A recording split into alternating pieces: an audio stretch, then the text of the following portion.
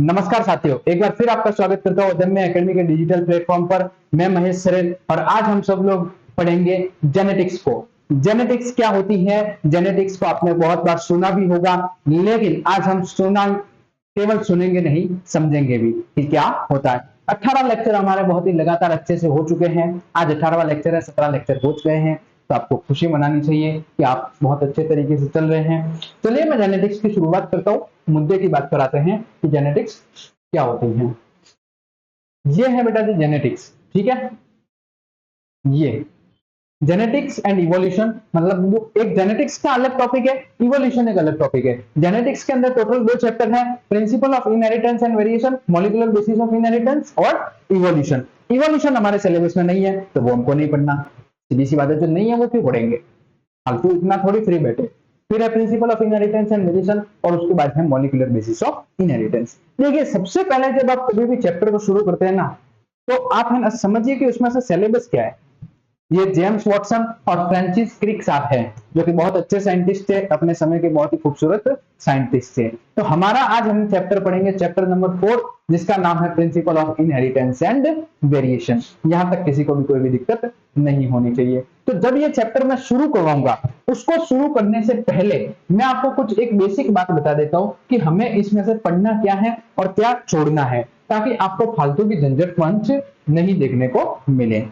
तो देखिए आपका सिलेबस में एक बार आपको दिखा देता हूं कि जेनेटिक्स में अंदर क्या है और क्या नहीं है। तो मेरे साथ साथ में जिसको पता है कि ये जेनेटिक्स में है वो लिख लीजिए, और जिसको नहीं पता है वो मेरे साथ साथ में नोट करिएगा, ठीक है।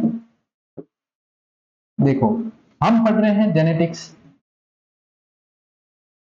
बहुत ही बढ़िया। जेनेटिक्स में टोटल 2 चैप्टर पढ़ने हैं। एक है principles of inheritance and variation, बहुत ही बढ़िया। और एक पढ़ना है मॉलिक्यूलर बेसिस ऑफ इनहेरिटेंस। ये 2 चैप्टर हमको पढ़ने हैं। कौन सा? Principle of inheritance and variation और मॉलिक्यूलर बेसिस ऑफ इनहेरिटेंस। अब हमने को टोटल पहला पॉइंट अपना मेजर ये है कि मेंडल्स लॉ पढ़ने हैं। क्या पढ़ना है? मेंडल्स लॉ पढ़ने हैं। अब मेंडल्स लॉ आप कैसे पढ़ेंगे वो आप समझिए। आपको क्या करना है कि मेंडल के जितने भी लॉ हैं उनके जो की फीचर्स हैं, जो मेन पॉइंट हैं, वो याद रखने हैं। अगर आप पूरी एनसीईआरटी पढ़ने बैठोगे तो उसका कोई सेंस नहीं बनता। केवल आपको क्या करना है, की फीचर्स पढ़ने हैं। उसके बाद में कुछ जनरल टर्मिनोलॉजी है, जैसे कि नॉर्मल नॉर्मल जब आप चैप्टर पढ़ते जाएंगे तब आपको दिखती जाएगी। जर्नल, अरे यार जनरल टर्मिनोलॉजी, ये भी स्पेलिंग मेरे ख्याल से गलत है, बाकी आप देखिए। लॉजिक जनरल, ठीक है, एन ई आता है, ठीक है। जनरल टर्मिनोलॉजी देखनी है आपको कुछ भी। उसके बाद में है structure of DNA and RNA. वो देखिए इस चैप्टर में principle of inheritance and variation में एक तो है मेंडल्स लॉ, इसके हमने को ऊपर ऊपर से की फीचर्स देखने हैं और मेंडल्स साहब के बारे में कुछ पढ़ना है। और उसके बाद में है जनरल टर्मिनोलॉजी की नॉर्मल बेसिक बेसिक पॉइंट क्या है।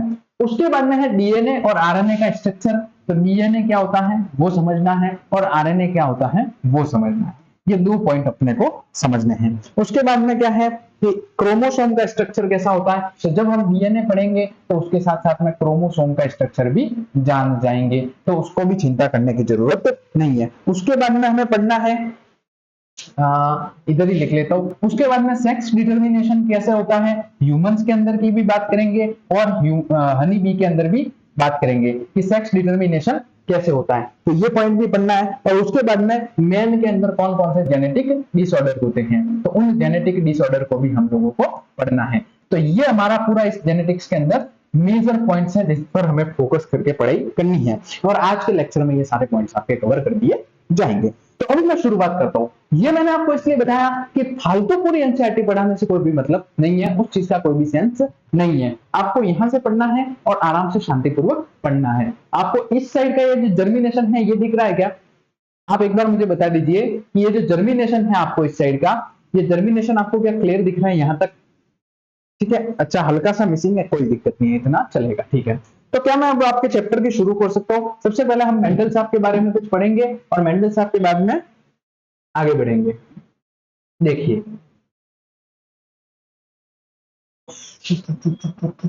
तो अपनी एनसीईआरटी खोल लो।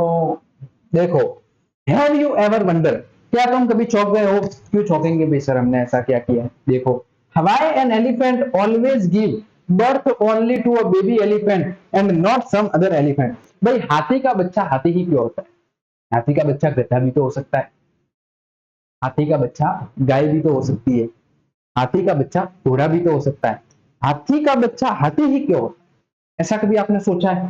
ठीक उसी प्रकार से why a mango seed forms only a mango plant and not other plant. जैसे मान लीजिए कि आम की गुठली आप जब बोते हैं तो आम ही उगता है। अगर आप आम की गुठली बोएंगे तो केला तो नहीं उगता। अगर आप आम की गुठली बोएंगे तो सेब तो नहीं निकल आते हैं।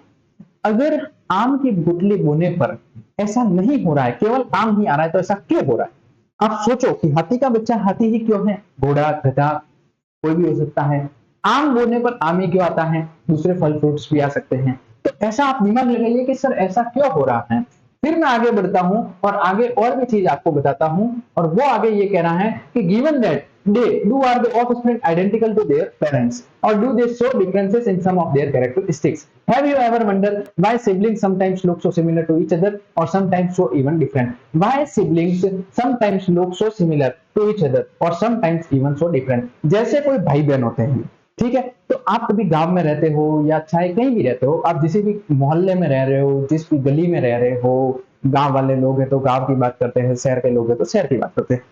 तो आराम से इंटरेस्टिंग तरीके से देखो कि आपने कभी ऐसा सोचा है कि आप जिस जगह रह रहे हो, आपके आस पड़ोस वाले या आपके कोई रिलेटिव होते हैं कोई दूर के, वो जब आपसे मिलते हैं तो कहते हैं अरे तू तो उनका लड़का है, अरे तू तो उनकी लड़की है।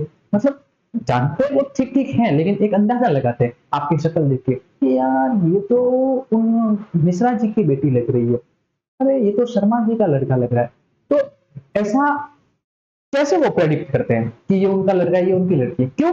क्योंकि शक्ल मिलती है लगभग। हमें कोई नहीं कहता कि तू तो बिल्कुल सेम अपने मम्मी के जैसा लगता है, तू तो बिल्कुल सेम अपने पापा के जैसा लगता है। तो ये मम्मी के जैसा पापा के जैसा क्या है? ये शक्ल मिलती है। क्या मिलती है?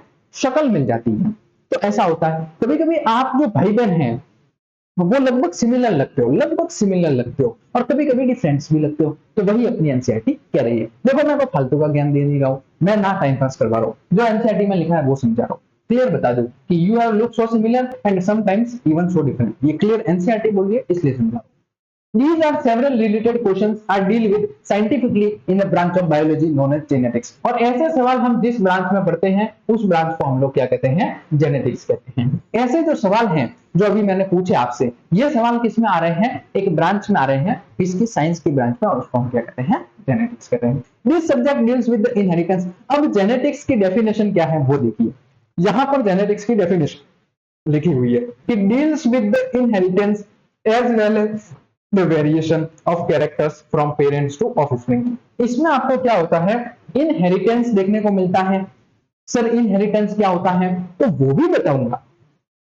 एक बार डेफिनेशन सुनिए कि साइंस की ऐसी ब्रांच जिसमें ऐसे सवाल पूछे जाते हैं उसको हम जेनेटिक्स कहते हैं, जिसमें जीन से रिलेटेड स्टडी होती है।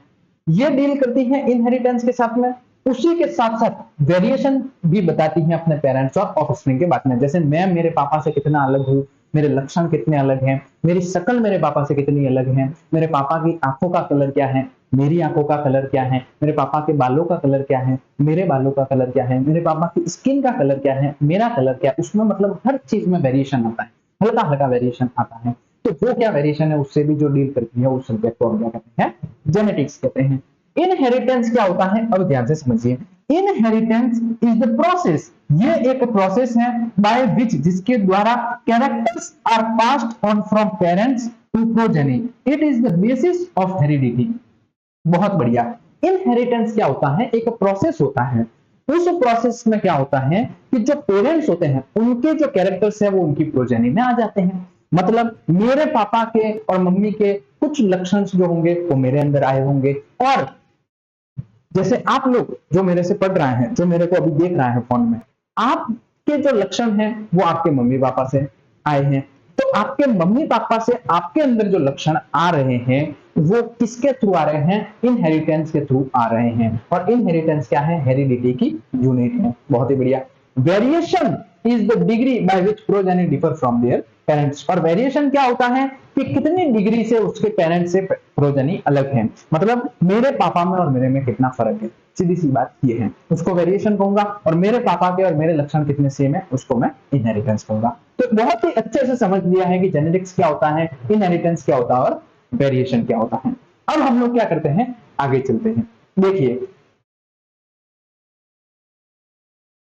humans knew from early 8000 to 1000 BC that one of the cause of variation was hidden in sexual reproduction। देखिए, जब ह्यूमन जो है वो लगभग 8000 से 1000 बीसी से जानते आ रहे हैं कि जो वेरिएशन का कारण है, मतलब वेरिएशन क्यों हो रहा है, आपके पेरेंट्स और आपके अंदर कुछ तो वेरिएशन है ना, वेरिएशन मतलब कुछ चेंजेस, कुछ तो ऐसा पॉइंट है जो बदल रहा है। वो क्यों बदल रहा है, सेक्सुअल रिप्रोडक्शन के कारण बदल रहा है, ऐसा ह्यूमंस मानते थे 8000 1000 बीसी के अंदर भी। They exploited the variation that were naturally present in the wild population of plants and animals to selectively breed and select for organisms that possess desirable characters, for example through artificial selection and domestication from an ancestral wild cows। ठीक है, we have well known Indian breeds, example Sahiwal cows in Punjab. देखिए, यहां से सवाल आ सकता है। अब सवाल क्या आएगा वो भी मैं बता देता हूं कि पंजाब के अंदर गाय की कौन सी अच्छी ब्रीड पाई जाती है, तो साहिवाल काउ पाई जाती है पंजाब के अंदर। ये यहां से सवाल आ सकता है, ये इंपोर्टेंट है। क्या है बेटा, इंपोर्टेंट है, ये बेटा इंपोर्टेंट है। हट जा भाई, क्या हाँ, ये इंपॉर्टेंट है, यहाँ लिख लेता हूँ। चलो ये यही लिख लेता हूँ मैं। ये क्या है, ये पॉइंट इंपॉर्टेंट है कि साहिवाल काउ जो है वो कहां पर देखने को मिलती है, पंजाब के अंदर देखने को मिलती है, जो कि बहुत ही अच्छी वाइल्ड काउस की ब्रीड होती है। We must however recognise that though our ancestors knew about the inheritance of the characters and variation, they had very idea about the scientific method. कोई करने की जरूरत नहीं है, जो काम की बात है वो मैं पढ़ाऊंगा, जो काम की बात नहीं है उसको क्रॉस मार दिया जाए, सीधी सट बात है। अब आ गई है मेंडल्स लॉ ऑफ इनहेरिटेंस। हमारे चैप्टर सिलेबस में भी यही था कि मेंडल्स लॉ ऑफ इनहेरिटेंस क्या होते हैं, तो मेंडल साहब के लॉ को जानते हैं हम। ठीक है, कि मेंडल साहब ने क्या लॉ दिया था। देखिए, लॉ का मतलब होता है कानून, और कानून के हाथ हमेशा लंबे होते हैं, बहुत ही शानदार। ठीक है, लॉ का मतलब होता है कानून, और कानून के हाथ हमेशा क्या होते हैं, लंबे होते हैं। बहुत है बढ़िया बेटा। अब हम पढ़ेंगे मेंडल्स लॉ ऑफ इनहेरिटेंस। ठीक है, कि मेंडल्स लॉ ऑफ इनहेरिटेंस क्या होता है, ध्यान से समझिएगा, शांतिपूर्वक पढ़िएगा, कोई भी किसी भी प्रकार की जल्दी करने की आवश्यकता नहीं है। अच्छा, ये तो हाईलाइट करो। अच्छा, इधर ही आ जाओ।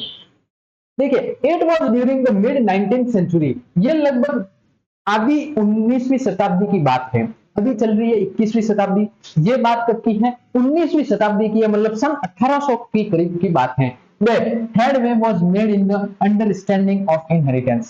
ग्रेगर मेंडल, इनका पूरा नाम क्या है, जी जे मेंडल साहब, जी जे मेंडल साहब, यानी कि ग्रेगर जॉन मेंडल साहब, इनका क्या है, पूरा नाम है, ये आप ध्यान रखना।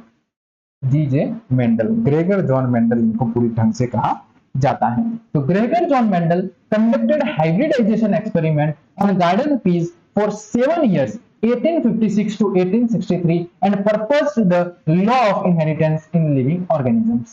ये लाइन ही बहुत महत्वपूर्ण है कि ग्रेगर जॉन मेंडल साहब आए, कब आए, 1856 में आए, और 1856 से लगाकर 1863 तक, मतलब 7 साल तक उन्होंने क्या किया, मटर के ऊपर एक्सपेरिमेंट किया। उस एक्सपेरिमेंट को कहते हैं हाइब्रिडाइजेशन एक्सपेरिमेंट, और उन्होंने ये पर्पस किया law of inheritance living organism के अंदर। तो यहां से कैसे सवाल आएंगे कि मेंडल साहब ने किन 7 वर्षों तक काम किया, तो ये 7 वर्ष पूछ सकते हैं 1856 से 1863 तक। उसके बाद में कैसे सवाल आएगा कि ग्रेगर जॉन मेंडल ने किस प्लांट पर अपना एक्सपेरिमेंट किया था, तो पी के प्लांट पर किया था, मतलब मटर के ऊपर अपना एक्सपेरिमेंट किया था, और उस एक्सपेरिमेंट को क्या कहते हैं, तो हाइब्रिडाइजेशन एक्सपेरिमेंट कहते हैं। उसके अलावा फिर उस एक्सपेरिमेंट से उन्होंने क्या पर्पस किया, तो उन्होंने लॉ ऑफ इनहेरिटेंस दिए। तो ऐसे सवाल बनते हैं। अब हम लोग आगे बढ़ते हैं। During Mendel's investigation into inheritance pattern, It was for the first time that statistical analysis and mathematical logic were applied to problems in biology. ये पहली बार हुआ. It was for the first time that statistical analysis and mathematical logic were applied to problems in biology. जब Mendel साहब ने ये अपना experiment शुरू किया तो ये पहली बार हुआ कि जो स्टैटिस्टिकल एनालिसिस और मैथमेटिकल लॉजिक लगाया गया बायोलॉजी के अंदर. मतलब बायोलॉजी में भी मैथ्स के लॉजिक लगने लग गए थे. पहली बार किसने लगाया? मेंडल साहब ने. This experiment has a large sampling size. इनके एक्सपेरिमेंट में बहुत ही बड़ी सैंपलिंग साइज थी जो कि एक बहुत ही ज्यादा क्रिएटिविटी दे सकती थी इसके डेटा की. Also the confirmation of his inference from experiment on successive generation of his test plants provide that his results pointed to general rules of inheritance rather than being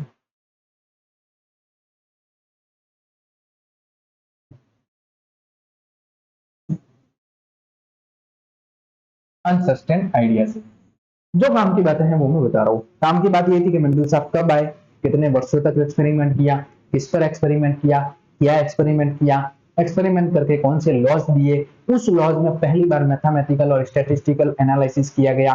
biology के अंदर ऐसा पहली बार देखने को मिला.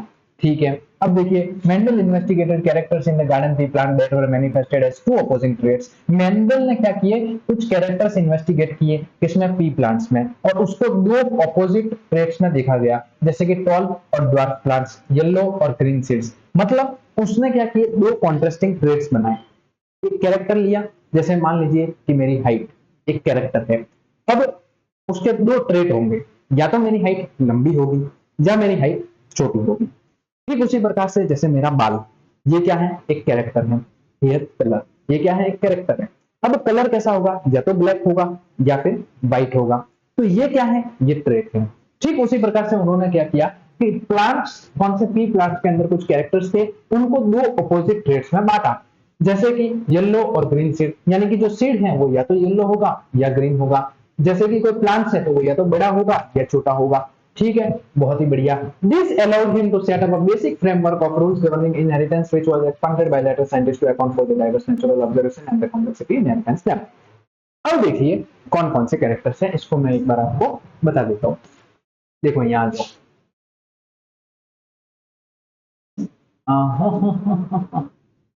आज तो बोर नहीं हो रहे. कल थोड़ी ज्यादा आपकी शिकायत आ रही थी कि सर बोर हो रहे हैं, आप तो सर वैसे कर रहे हो वैसे कर रहा हूँ. तो चलो आज मैंने कहा आपको थोड़ा ढंग से पढ़ा. देखिए अब जैसे यहाँ क्या है, ये कैरेक्टर है. अब ये इनका डोमिनेंट ट्रेट है और ये इनका रिसेसिव ट्रेट है. डोमिनेंट का मतलब ये है कि इनका वर्चस्व ज्यादा है और इनका वर्चस्व विचारों का कम है. इनमें कम ताकत है, इनमें ज्यादा ताकत है. सीधी सी बात है. देखिए सबसे पहला कैरेक्टर है सीड का शेप, यानी कि बीज किस शेप का होगा. तो या तो वो राउंड शेप हो सकता है या फिर रिंकल शेप हो सकता है. राउंड मतलब ऐसा, रिंकल मतलब ऐसा. बहुत बढ़िया. सर सीड का कलर, दूसरा कैरेक्टर. अब सर सीड के शेप की तो बात कर ली, सीड का कलर कैसा होगा? तो या तो वो येलो कलर का हो सकता है या फिर ग्रीन कलर का हो सकता है. येलो मतलब पीला, ग्रीन मतलब हरा. बहुत ही बढ़िया. अब सर सीड बीज के कलर की तो बात ही छोड़ो, आप सर फूल के कलर की बात बताओ कि फूल का कलर कैसा होगा. तो या तो वायलेट कलर होगा या फिर व्हाइट कलर होगा. अब व्हाइट कलर वाला रिसेसिव है, वायलेट वाला डोमिनेंट है. सीधी सी बात है. अब सर आप पॉड का शेप बताओ. पॉड का मतलब होता है फली. पॉड का मतलब क्या होता है? फली. जैसे मटर की जो फली आती है ना, हाँ वो छिलके. तो या तो फूल होंगे या फिर कॉन्स्ट्रिक्टेड होंगे. आप कभी मटर लेने गए हो बाजार में तो देखा होगा कि ऐसे सिकुड़े हुए से भी मटर मिलते हैं. तो वो तो रिसेसिव है, मतलब अब उनमें कोई ताकत नहीं बची है. लेकिन एक एकदम व्यवस्थित पूरे मिलते हैं, उनको कहते हैं फूल फली. फूल फली नहीं ना मूंगफली, मूंगफली नहीं ना फूल फली. किसकी? मटर की फली. किसकी? मटर की फली. आइए आगे बढ़ते हैं हम लोग और हम आगे और भी चर्चा करते हैं. पॉड का कलर कैसा होता है वो ध्यान से समझिए. सर उनका हमने शेप तो देख लिया. अब सर कलर कैसा होता है? तो देखिए या तो ग्रीन कलर की होगी या येलो कलर की होगी. देखिए मटर की जब आप फली देखते हैं तो हरे हरे कलर की होती है. फिर उसको ऐसे काटते हैं, उसमें मार्जिनल प्लेसेंटेशन देखने को मिलता है, मॉर्फोलॉजी में बताया था, और फिर उसको खा लेते हैं. तो येलो भी होती है, ग्रीन भी होती है. अब फ्लावर किस किस पोजीशन पर आता है? तो एक्सियल पोजीशन पर भी फ्लावर आता है और टर्मिनल पोजीशन पर भी आता है, यानी कि टॉप पर भी आएगा और साइड में भी आएगा. बहुत ही बढ़िया. उसके अलावा और मैं आगे बढ़ता हूँ कि स्टेम की हाइट कैसी होगी. तो देखिए स्टेम की जो हाइट होती है वो या तो मतलब स्टेम जो है वो तना या तो बड़ा होगा या फिर छोटा होगा. तो टॉल होगी या ड्वार्फ होगी. तो मेंडल के टोटल कितने हैं? 7 कैरेक्टर्स हैं, वो हम लोगों ने देख लिए हैं. और वो 7 कैरेक्टर्स आप नोट कर देना कि कौन कौन से हैं. मैं आपको बता देता हूँ. ठीक है, कि 7 कैरेक्टर्स कौन कौन से हैं. ये कहाँ गया?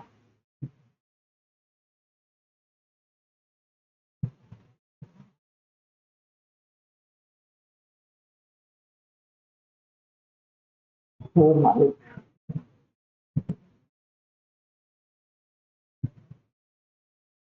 इसमें आगे चलिए, आगे चलिए, आगे चलिए, आगे चलिए, आगे चलिए, आगे चलिए। ये मैंने बता दिया आपको इंट्रो वाला पार्ट, ठीक है। उसके बाद में आपको ये मैंने 7 कैरेक्टर्स बता दिए। देखिए कि सीड का शेप कैसा होता है, सीड का कलर कैसा होता है, फ्लावर का कलर कैसा होता है, पॉड का शेप कैसा होता है, पॉड का कलर कैसा होता है, फ्लावर की पोजीशन कैसी होती है, स्टेम की हाइट कैसी होती है। ये इसके 6 कैरेक्टर्स हैं। और इनके 6 कैरेक्टर्स में से मैंने आपको क्या बताया कि इनके 6 कैरेक्टर्स में से बेटा जी ये इनके क्या क्या है, बेसिक पॉइंट्स है। अब आ जाइए अपन और आगे बढ़ते हैं, ठीक है। आगे की अवधि में मैं आपको वापस बताता हूँ, एक सेकंड रुकिएगा। कोई भी चिंता करने की आवश्यकता नहीं। चैप्टर बड़ा है, जेनेटिक्स से बोर्ड को भी बेचारे को लोड पड़ रहा है, कोई दिक्कत वाली बात है नहीं, ठीक है। आइए ये देखिए, ये फूल पत्ती बन गई, क्या चिंता की बात है। आओ अब हम लोग क्या करते हैं, आगे की ओर चलते हैं। तो क्या थोड़ा सा टाइम लगता है प्रोसेस होने में, आपकी तरफ ढीला बहुत है ये, ठीक है ना, आपकी तरफ ढीला बहुत है ये। आप भी ऐसे सर क्या पढ़ा रहे हो सर, मजा नहीं आ रहा है। तो बेटा पढ़ाई में अगर मजा आता तो आज तुम्हारी सरकारी नौकरी होती।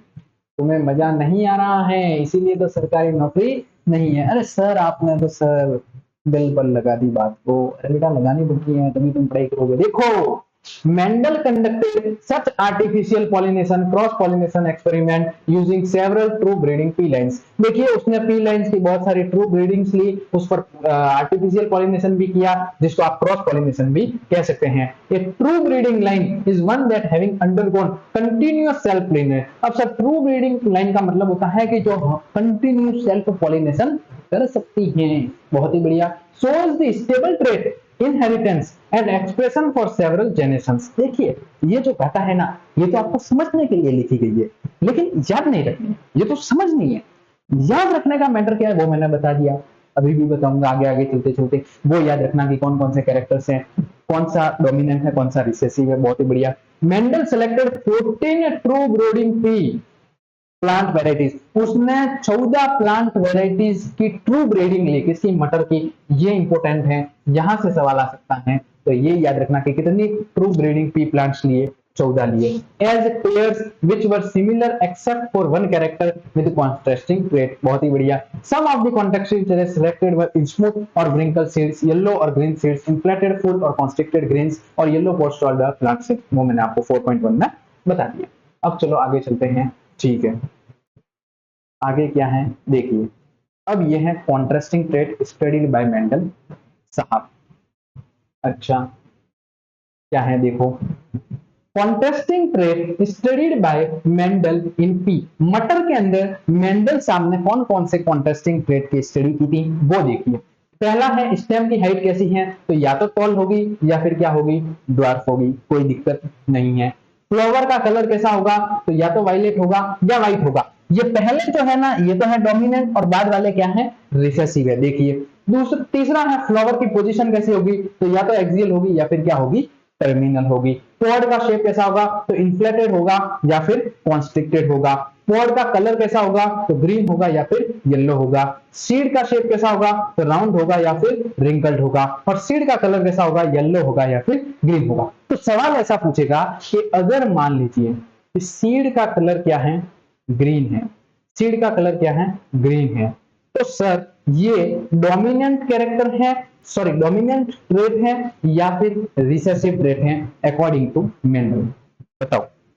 तो ये क्या है, सीड, सीड कलर कौन सा है, ग्रीन, और ग्रीन क्या है, रिसेसिव है। तो रिसेसिव वाले पर टिक मारोगे तब आपके नंबर आएंगे। ये क्या है, ये पत्ती है, ये इसका पेटल है। पेटल क्या होता है, मैंने आपको उस दिन भी बताया था। ये क्या होता है, बहुत ही अट्रैक्टिव हिस्सा होता है, जब मॉर्फोलॉजी पढ़ते थे तब बताया था, ताकि इंसेक्ट होता है। स्टिग्मा क्या है, तो फीमेल रिप्रोडक्टिव पार्ट का हिस्सा है, स्टिग्मा स्टाइल होगी। एंथर क्या है, स्टेमन का ही हिस्सा होता है एंथर, जो कि बाइलोब्ड होता है। और कार्पेल क्या होती है, तो कार्पेल के बारे में भी मैंने बताया था कि मोनो कार्पेलरी होता है, डाई कार्पेलरी होता है। अब एंथर का मैंने जब रिमूवल किया तो उसको मैं क्या कहूंगा, इमास्कुलेशन कहूंगा। कैसे किया, कैंची से किया। ठीक है, बहुत ही बढ़िया, हर चीज आपको क्लियर करवाई जा रही है। अब देखिए एक जीन का मैं क्या कर रहा हूँ, इनहेरिटेंस कर रहा हूँ, एक ही जीन का कर रहा हूँ, पहले क्या कर रहा हूँ मैं, एक जीन का इनहेरिटेंस कर रहा हूँ। ध्यान से समझिएगा, inheritance of one gene. Let us take the example of one such hybridization experiment carried out by Mendel, where he crossed tall and dwarf tree plant to study the inheritance of one gene. कहीं होयो रे बेटा, कहीं होयो। देखिए अब हम क्या करेंगे, इनहेरिटेंस ऑफ वन जीन को देखेंगे, एक ही जीन का क्या इनहेरिटेंस है उसके बारे में हम जरा समझेंगे। रुको, ये आ रही है फल पत्ती धीरे धीरे। देखिए कितने खूबसूरत, हाँ हाँ हाँ हाँ हाँ, क्या शानदार बन रहे, देखो देखो देखो देखो, जादू हो रहा है, जादू, देखो जादू हो रहा है। आप देखो, मैं भी देखता हूँ, आप देखिए, मैं भी देखता हूँ, देखिए, अरे कैसे भी आ गई इतने में, अरे ये तो बबल्स भी घूम रहे, वाह वाह वाह, जादू तो है इस बोर्ड में, वास्तव में क्या कहना। ठीक है, अरे भाई साहब, अरे कैसी तो मूव भी कर रही है, देखिए देखिए, अरे अभी तो आप जादू देखिए, ठीक है ना।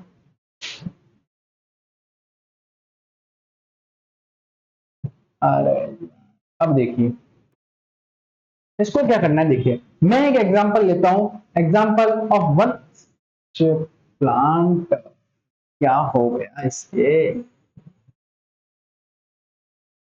हाँ आ गया, देखिए निराश नहीं हुई, तो धीरे धीरे आ जाएगा।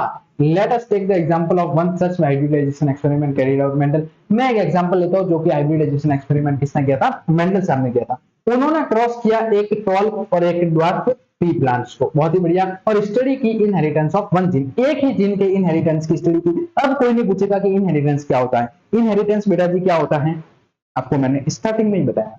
He collected the seeds produced as a result of this cross and grew them to generate plants in hybrid generation. This generation is called as filial one generation. बहुत ही बढ़िया, प्रोजेनी और F1 जनरेशन कहते हैं, F1 generation मतलब filial generation. Mendel ने observe किया कि, मेंडल ने क्या ऑब्जर्व किया वो देखिए, मेंडल ने ऑब्जर्व किया, ध्यान से समझना, Mendel observe that F1 progeny plants were toll, जो F1 प्रोजेनी के प्लांट्स हैं वो क्या है, टॉल है, लाइक वन इंच प्लांट्स, उनके पेरेंट्स के जैसे कि जैसे, नन वर ड्वार्फ, एक भी प्लांट ड्वार्फ नहीं था, मतलब F1 फिलियल वन जनरेशन में जितने भी प्लांट्स आए वो सब क्या थे, लंबे थे, एक भी प्लांट छोटा नहीं था। He made similar observation for the other pair of traits. He found that F1 always resembled either one of the parents and that the trait of other parent was not seen in them. उन्होंने कई बार ऐसा किया, उन्होंने देखा कि जो पहली generation आती है वो हमेशा अपने पेरेंट्स के एग्जैक्ट सिमिलर होती हैं, ठीक है ना, कई अलग अलग तरीके से उन्होंने देखा, और ओवरऑल उन्होंने ये बताया कि जो पहली जनरेशन है F1 जनरेशन है वो हमेशा उनके पेरेंट्स से सिमिलर होती है। अब देखिए उसके आगे, उसके आगे क्या है, उसके आगे भी बहुत ही अच्छी चीज है। देखिए Mendel then self pollinated the tall F1 plants and his surprise found that in the filial 2 generation some of the offspring were dwarf। देखिए F1 जनरेशन में क्या हुआ कि सारे प्लांट्स लंबे थे, लेकिन अब उन्होंने F2 जनरेशन देखी तो कुछ कुछ प्लांट्स अब क्या होने लगे, छोटे भी होने लगे। बहुत ही बढ़िया, देखिए लंबा मतलब टॉल, छोटा मतलब ड्वार्फ, सीधी सी बात है। मैं फालतू अभी हाई लैंग्वेज में बात करूंगा आपको समझ में आएगा नहीं, इसलिए the character that was not seen in F1 generation was now expressed. ऐसे लक्षण जो पहली जनरेशन में नहीं दिखे थे वो अब दूसरी जनरेशन में दिख रहे। देखो इसको और भी अच्छे से समझाता हूं। आपके दादाजी है, आपके दादाजी महान व्यक्ति थे, अच्छे व्यक्ति थे और बहुत अच्छे व्यक्ति रहेंगे।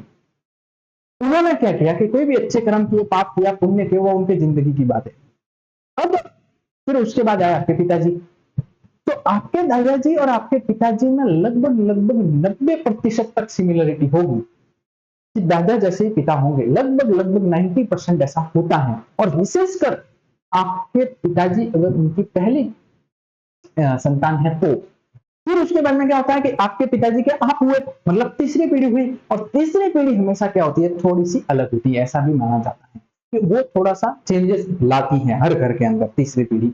तो इसमें भी सेम चीज है कि पेरेंट्स थे, पेरेंट्स से फिर F1 जनरेशन आई, तो F1 जनरेशन लगभग क्या है, टॉल है, सारे पेरेंट्स की तरह है। फिर उसके बाद में जो F2 जनरेशन आई उसमें जो ऐसे ऐसे लक्षण दिखे जो उन्होंने पहले की जनरेशन में देखे ही नहीं थे, समझे, बहुत ही बढ़िया। तुम जैसे ऐसे को देखना पड़ रहा है अपने दादा परदादा को। Portion of plants that were dwarf were 1/4 of the F2 plants while 3/4 of the F2 plants were 12। 3/4 तो F2 प्लांट्स कितने हैं, 12 हैं, और 1/4 क्या है, ड्वार्फ है। बहुत ही बढ़िया। The tall and dwarf traits were identical to parental type and did not show any blending that is also offspring were either dwarf and non were offspring between height. कोई खत्म मामला देखने की बात थी। Similar results are obtained with the other traits that he studied. Only one of the parental traits were expressed in the F1 generation, while at F2 stage both the traits were expressed in the proportion 3:1. F2 में 3:1 आए, जैसे कि 3 toll होंगे तो एक क्या होगा, dwarf होगा। The contrasting trait did not show any blending at either F1 और F2 stage. F1 और F2 में उन्होंने किसी भी प्रकार की ब्लेंडिंग को शो नहीं की। तो मुद्दे की बात है उसको अच्छे से मैं टाइम देके समझाऊंगा। तो फर्जीवाड़ा नहीं है, लेकिन वो 11th-12th वालों के लिए काम का है, नीट वालों के लिए काम का है। आपके लिए काम का नहीं है तो फिर आपके ऊपर में इतना टाइम वेस्ट नहीं करूंगा। इसको थोड़ा सा डाउनलोड होने दीजिए। हाँ, ये थोड़ा सा धीरे से प्रोसेस करना है, लेकिन हो गया। देखिए इसको हल्का सा नीचे डालो। देखो, बेस्ड ऑन दिस ऑब्जर्वेशन, इन ऑब्जर्वेशन के आधार पर Mendel propose that something was being stably passed down unchanged from parent to offspring through the gametes over successive generations. He called this thing as factors and now we call it genes. बहुत ही बढ़िया, कितनी अच्छी line है। इस line से भी सवाल आ सकता है। ये लाइन क्या है, इम्पोर्टेंट। ये लाइन क्या है, इम्पोर्टेंट है। देखिए कैसे इंपॉर्टेंट है कि मेंडल ने जो ऑब्जर्वेशन किए उसके आधार पर उसने एक चीज बताई कि कुछ तो ऐसी बात है जो आपके दादाजी से आपके पिताजी में आई और आपके पिताजी से आप में आई। सीधी सी बात इतनी है।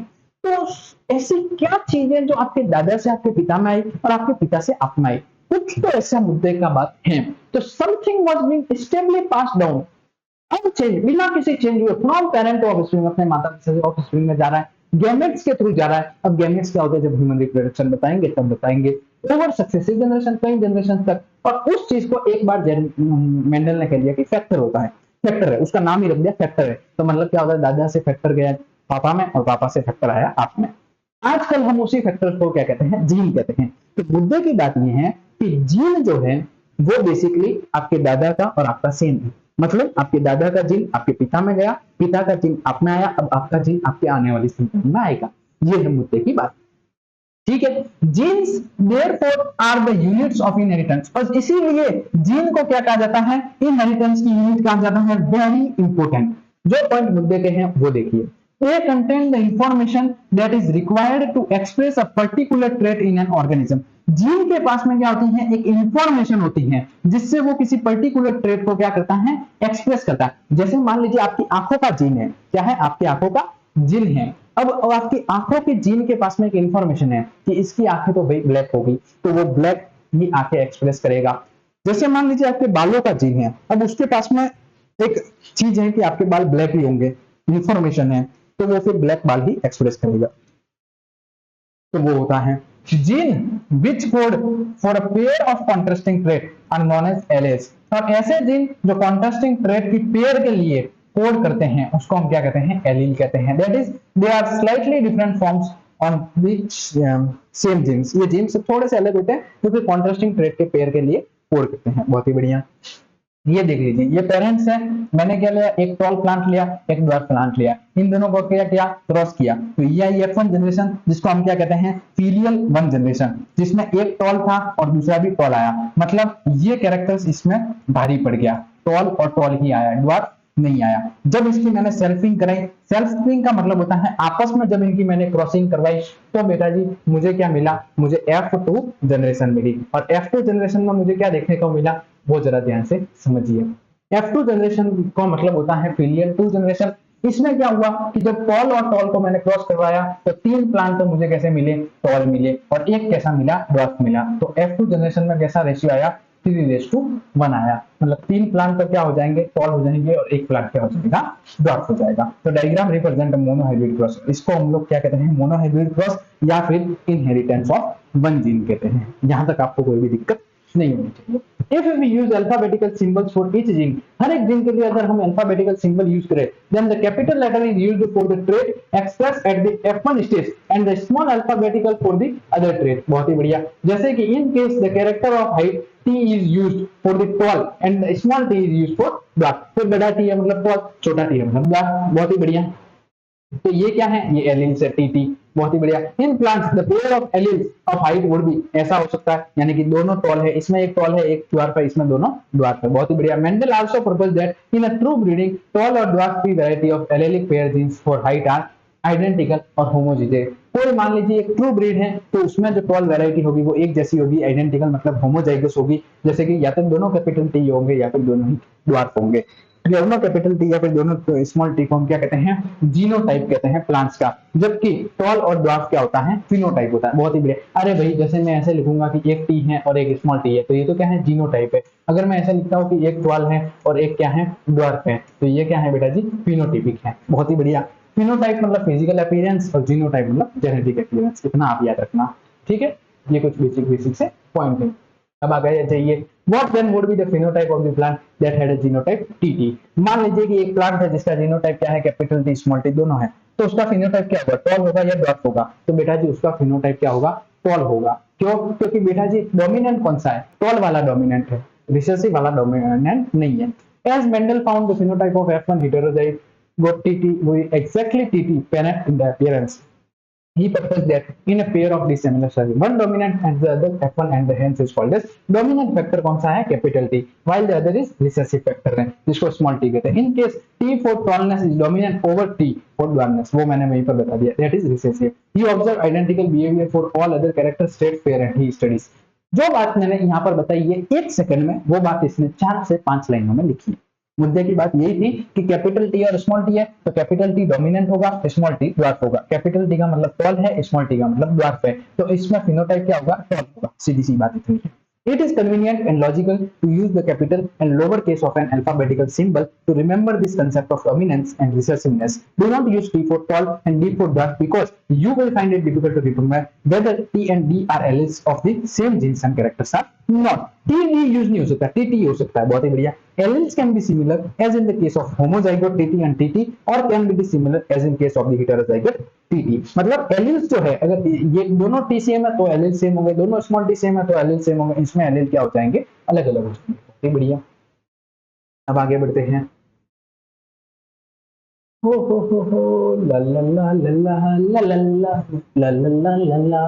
देखिए, the capital T and small t plant is heterozygous for genes controlling one character's height and it is monohybrid and cross between capital T and small t is a monohybrid cross। बहुत ही बढ़िया। यानी कि दो pure tall है और दो pure dwarf plant है, तो उसके बीच में जब मैं क्रॉस करवाऊंगा तो उसको क्या कहूंगा, मोनोहाइब्रिड। देखिए ये प्योर टॉल है डबल टी और ये क्या है, प्योर ड्वार्फ है दो स्मॉल टी। तो इनके बीच में जब मैं क्रॉस करवाऊंगा तो इस क्रॉस को हम लोग क्या कहेंगे बेटा, तो इस क्रॉस को हम लोग कहेंगे, इस क्रॉस को हम लोग क्या कहेंगे, मोनोहाइब्रिड क्रॉस कहेंगे। From the observation that the recessive parental trait is expressed without any blending in the F2 generation, we can infer that when the tall and dwarf plant produce gametes by the process of meiosis, the alleles of the parental pair separate or segregate from each other and only one allele is transmitted to gamete। कहने की बात इतनी है कि basically अब ये क्या है, कैपिटल टी है और ये क्या है, स्मॉल टी है। जब F1 जनरेशन आ जाएगी तो इसमें से देखिए एक टी मैंने यहाँ लिया, एक टी यहाँ लिया, इसमें से एक छोटा टी इधर लिया, एक छोटा टी इधर लिया, तो ये टी और ये टी मिलके टी और टी बन गए, ये टी और ये टी मिलके टी और ये टी और ये टी मिलके टी और टी बन गए, ये टी और ये टी मिलके टी और टी बन गए, और ये टी और ये टी मिलके टी और टी बन गए। तो चारों क्या है, एक बड़ा टी एक छोटा टी, एक बड़ा टी एक छोटा टी, एक बड़ा टी एक छोटा टी, एक बड़ा टी एक छोटा टी। बेसिकली चारों क्या है, टॉल प्लांट है। 4 प्लांट्स आर टॉल, चारों ही इसमें क्या है, टॉल प्लांट्स है। ये ध्यान रखें। वो गणित तो आपको जिंदगी में समझ में आएगी, मैं बता रहा हूँ, वो गणित आपको जिंदगी में समझ में आएगी, जो यहां से समझ में आ रहा है वो समझिए बस। ये डायग्राम अच्छा है इसलिए समझा भी रहा हूं। देखो अब क्या है, इन दोनों की जब ये देखिए, ये भी टॉल है और ये भी टॉल है बेसिकली, तो इनकी मैंने क्या करवाई, सेल्फिंग करवाई। सेल्फिंग मतलब इनकी मैंने आपस में क्रॉसिंग करवाई। तो अब यहाँ से एक बड़ा टी लिया मैंने, ये देखिए ये लिया, एक छोटा टी लिया, यहाँ से भी एक बड़ा टी और एक छोटा लिया, टी और टी दोनों बड़े आ गए। जहां एक छोटा है यहाँ एक बड़ा है, तो बड़ा पहले आएगा छोटा बाद में आएगा। ये बड़ा टी फिर ये छोटा टी और ये बड़ा टी और ये छोटा टी। अब ध्यान से समझिए,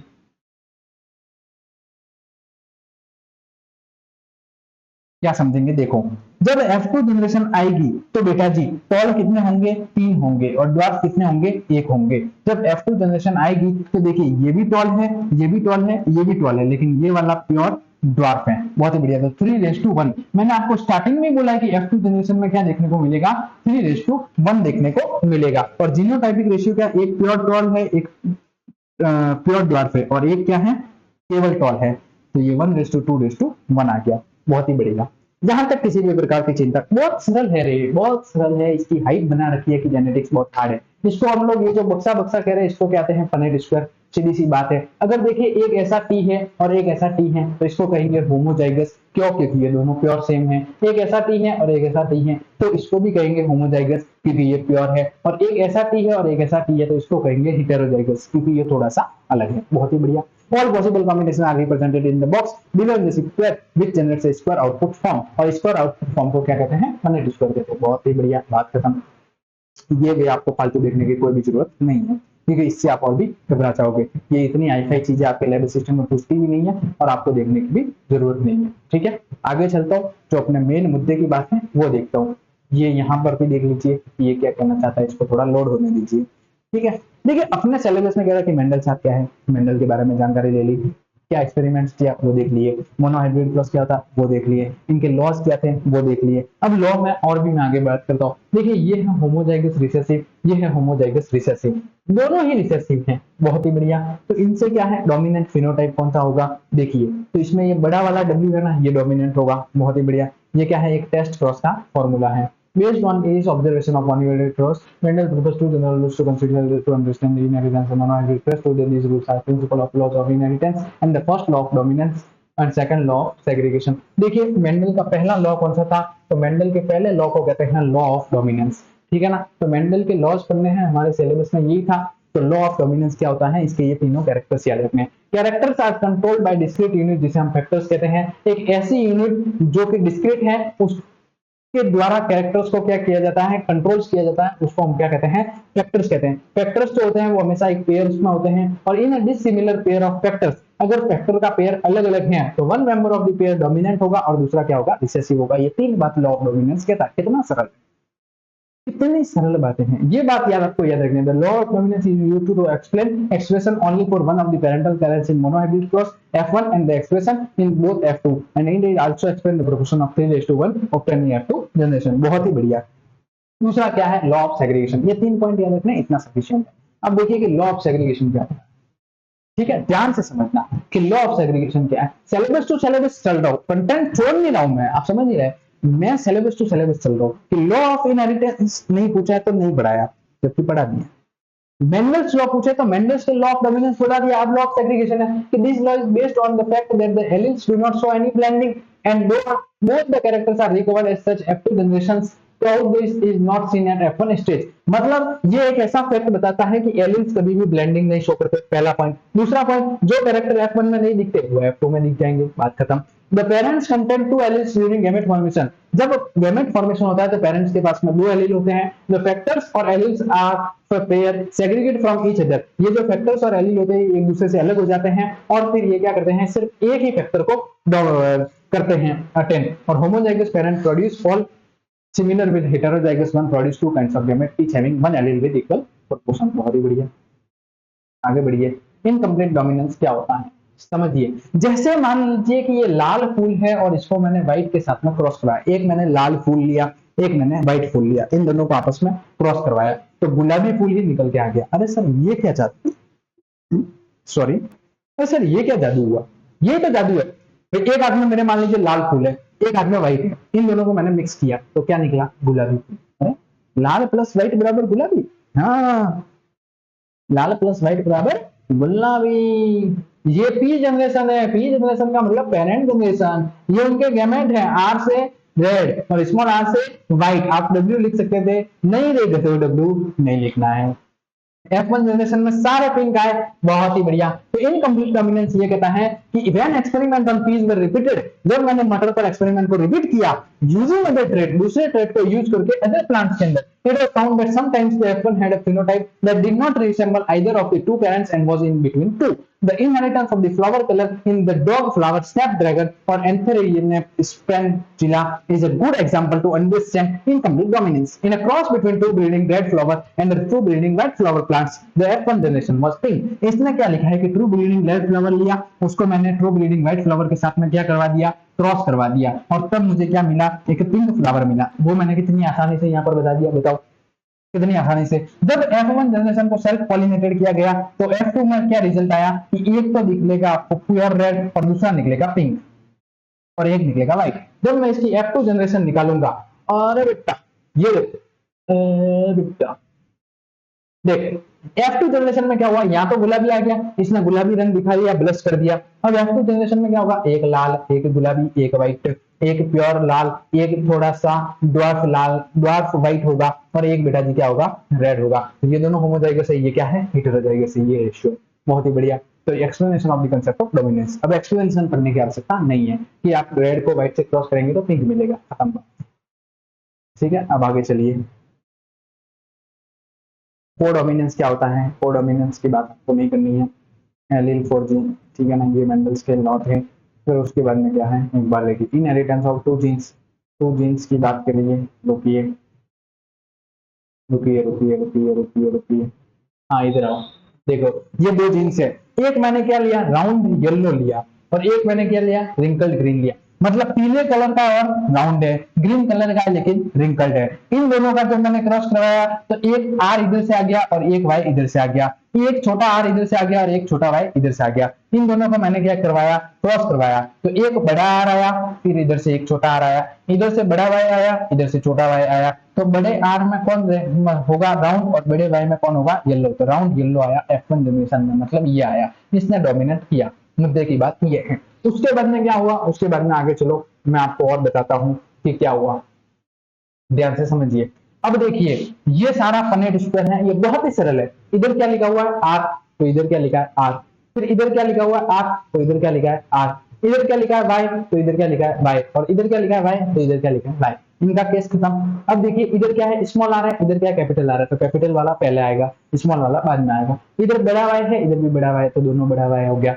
अब देखिए आर बड़ा है, इधर भी आर बड़ा है, तो दो आर आ गए। इधर वाई छोटा है, इधर वाई बड़ा है, तो बड़ा वाई पहले, छोटा वाई, मतलब बड़ा जो होगा उसको पहले लिखेंगे, सीधी सी बात है। इधर आर वाई दोनों छोटे हैं, इधर दोनों बड़े हैं, तो आर वाई देखिए दोनों बड़े पहले आ गए, आर आर दोनों पीछे आ गए, सीधी सी बात ये है। उसके बाद में ऐसे ऐसे करके ये चारों पॉइंट्स पढ़ने हैं। तो अब उस पढ़ने से हमें क्या पता चल रहा है, उससे हमें ये पता चल रहा है टोटल ओवरऑल रिजल्ट की फिनोटाइप की बात करूं तो राउंड येलो टोटल कितने आ रहे हैं, 9 आ रहे हैं। राउंड ग्रीन कितने आ रहे हैं, 3 आ रहे हैं। रिंकल्ड येलो कितने आ रहे हैं, 3 आ रहे हैं। और रिंकल्ड ग्रीन कितने आ रहे हैं, 3। ये आपको ध्यान रखना है, कैसे आ रहे हैं वो मैंने आपको समझा दिया, ठीक है ना। एक एक पॉइंट थोड़ी समझाऊंगा यार, ऐसा थोड़ी होता है। आइए लॉ ऑफ इंडिपेंडेंट असॉर्टमेंट क्या कहता है, ये लॉ है, ये हमें पढ़ना है। देखिए in the dihybrid cross, dihybrid वही मैंने अभी बताया जो कि जिसमें 2 होता है। The phenotypes round yellow, wrinkled yellow, round green or wrinkled green appeared in the ratio of 9:3:3:1. Such a ratio was observed for several pairs of traits and then Mendel studied the ratio of 9:1:1. The ratio of 9:1:3 wrinkled, the derivation can be written as follows: 3 round, 1 wrinkle, 3 yellow, 1 green, 9 round, yellow, green, wrinkle, yellow, 3 round, 1 wrinkle, green. Based upon such observation on dihybrid process between plants differing in 2 phases, Mendel proposed the second set of generalization that we call as Mendel's law of independent assortment. The law states that when, अब यहाँ से ध्यान रखिए, देखिए आप कहोगे sir तो हवाबाजी में पढ़ा रहा, नहीं, मुद्दे की बात देख क्या है कि द लॉ स्टेट्स दैट, ये Mendel's law of independent assortment क्या कहता है वो समझ।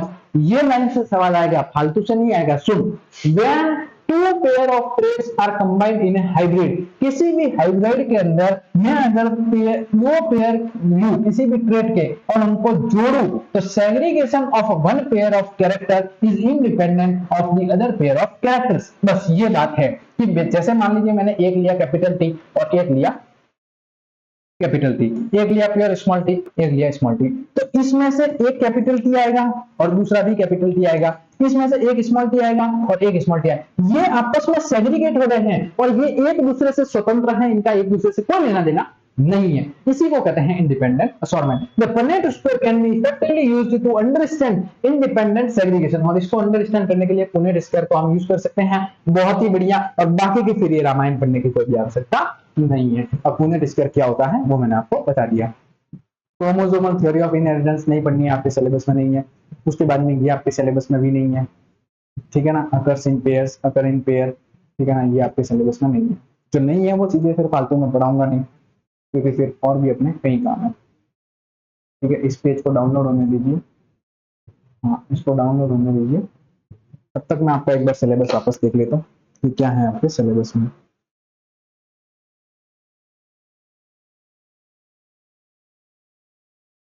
आपके सिलेबस में मेंडल्स लॉ थे, जनरल टर्मिनोलॉजी थी, एलिमेंट्स क्या होता है, जीन्स क्या होता है वो मैंने बता दिया। अब आपके सिलेबस में है बेटा सेक्स डिटर्मिनेशन क्या होता है, और आदमियों के अंदर जेनेटिक डिसऑर्डर कौन से होते हैं। इसको डाउनलोड होने दीजिए, मैं एक बार पानी पी के आ जाता हूँ, ठीक है।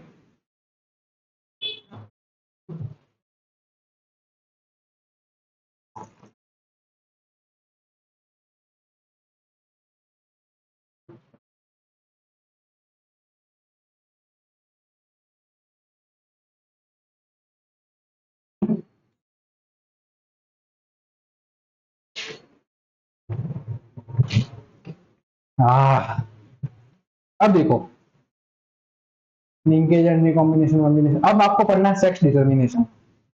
ये आपके सिलेबस में है, बहुत ही बढ़िया। पॉलीजेनिक इनहेरिटेंस भी नहीं है, प्लियोट्रॉपी भी नहीं है, सेक्स डिटर्मिनेशन क्या होता है समझिए। ये आपका टॉपिक है, उसको मैं पढ़ा रहा हूँ। मेंडल्स के लॉ हो चुके हैं, मेंडल्स के बेसिक जनरल टर्मिनोलॉजी हो चुकी है। अब आ जाइए कि सेक्स डिटर्मिनेशन क्या होता है, ध्यान से समझना। सेक्स को कैसे डिटरमाइन करते हैं। सेक्स दो प्रकार के होते हैं, एक होता है मेल और एक होता है फीमेल। या तो मेल होगा या फिर क्या होगा, फीमेल होगा। अब वो कौन है, मेल है या फिर फीमेल है, उसको हमें क्या करना है, पता करना है। तो वो कैसे पता होगा, वो प्रोसेस हम जानते हैं। देखिए, the mechanism of sex determination has always been a puzzle before the genetics. जब तक जेनेटिक का निर्माण नहीं हुआ था तब तक सेक्स पता करना एक बहुत ही पजल की तरह था। मतलब एक पजल जब आप खेलते हैं तो उसमें कैसा होता है, उस टाइप का था। The initial clue about the genetic chromosomal mechanism of sex determination can be traced back to some of the experiment carried out in insect। कुछ फिर हमने इंसेक्ट्स के अंदर एक्सपेरिमेंट किए और उससे हमें कुछ कुछ क्लू मिलते चले गए। In fact, the cytochronological observation made in the number of insects led the development of the concept of genetical basis of sex determination। Henking साहब जो थे वो एक साइंटिस्ट का नाम है जो कि 1891 में आए थे। Could be traced a specific nuclear structure all through spermatogenesis in a few insects। उन्होंने कुछ इंसेक्ट्स के अंदर एक न्यूक्लियर स्ट्रक्चर देखा, किसी स्पेसिफिक न्यूक्लियर स्ट्रक्चर्स को देखा सभी इंसेक्ट्स के अंदर स्पर्मेटोजेनेसिस के थ्रू, हैंकिंग साहब ने, ठीक है ना। And it was also observe, उन्होंने ये भी ऑब्जर्व किया कि 50% of the sperm received this structure after spermatogenesis. Spermatogenesis के बाद में 50% तक स्पर्म आता था, जबकि 50% sperm did not receive it, जबकि 50% नहीं आता था। 50% आता था, 50%। देखिए उन्होंने स्पर्मेटोजेनेसिस प्रोसेस देखा इंसेक्ट के अंदर और उसके बाद में नोटिस किया कि 50% तो स्पर्म आ रहा है, 50% स्पर्म नहीं आ रहा है। 1891 की बात है। Whereas, ठीक है, ये हो गया। Henking gave a number to this structure at the X body, but he could not explain significance। Further investigation by other scientists led to conclusion that X body of Hanking was in fact a chromosome। X body क्या है, आगे scientist ने बताया कि एक chromosome है। बहुत ही बढ़िया।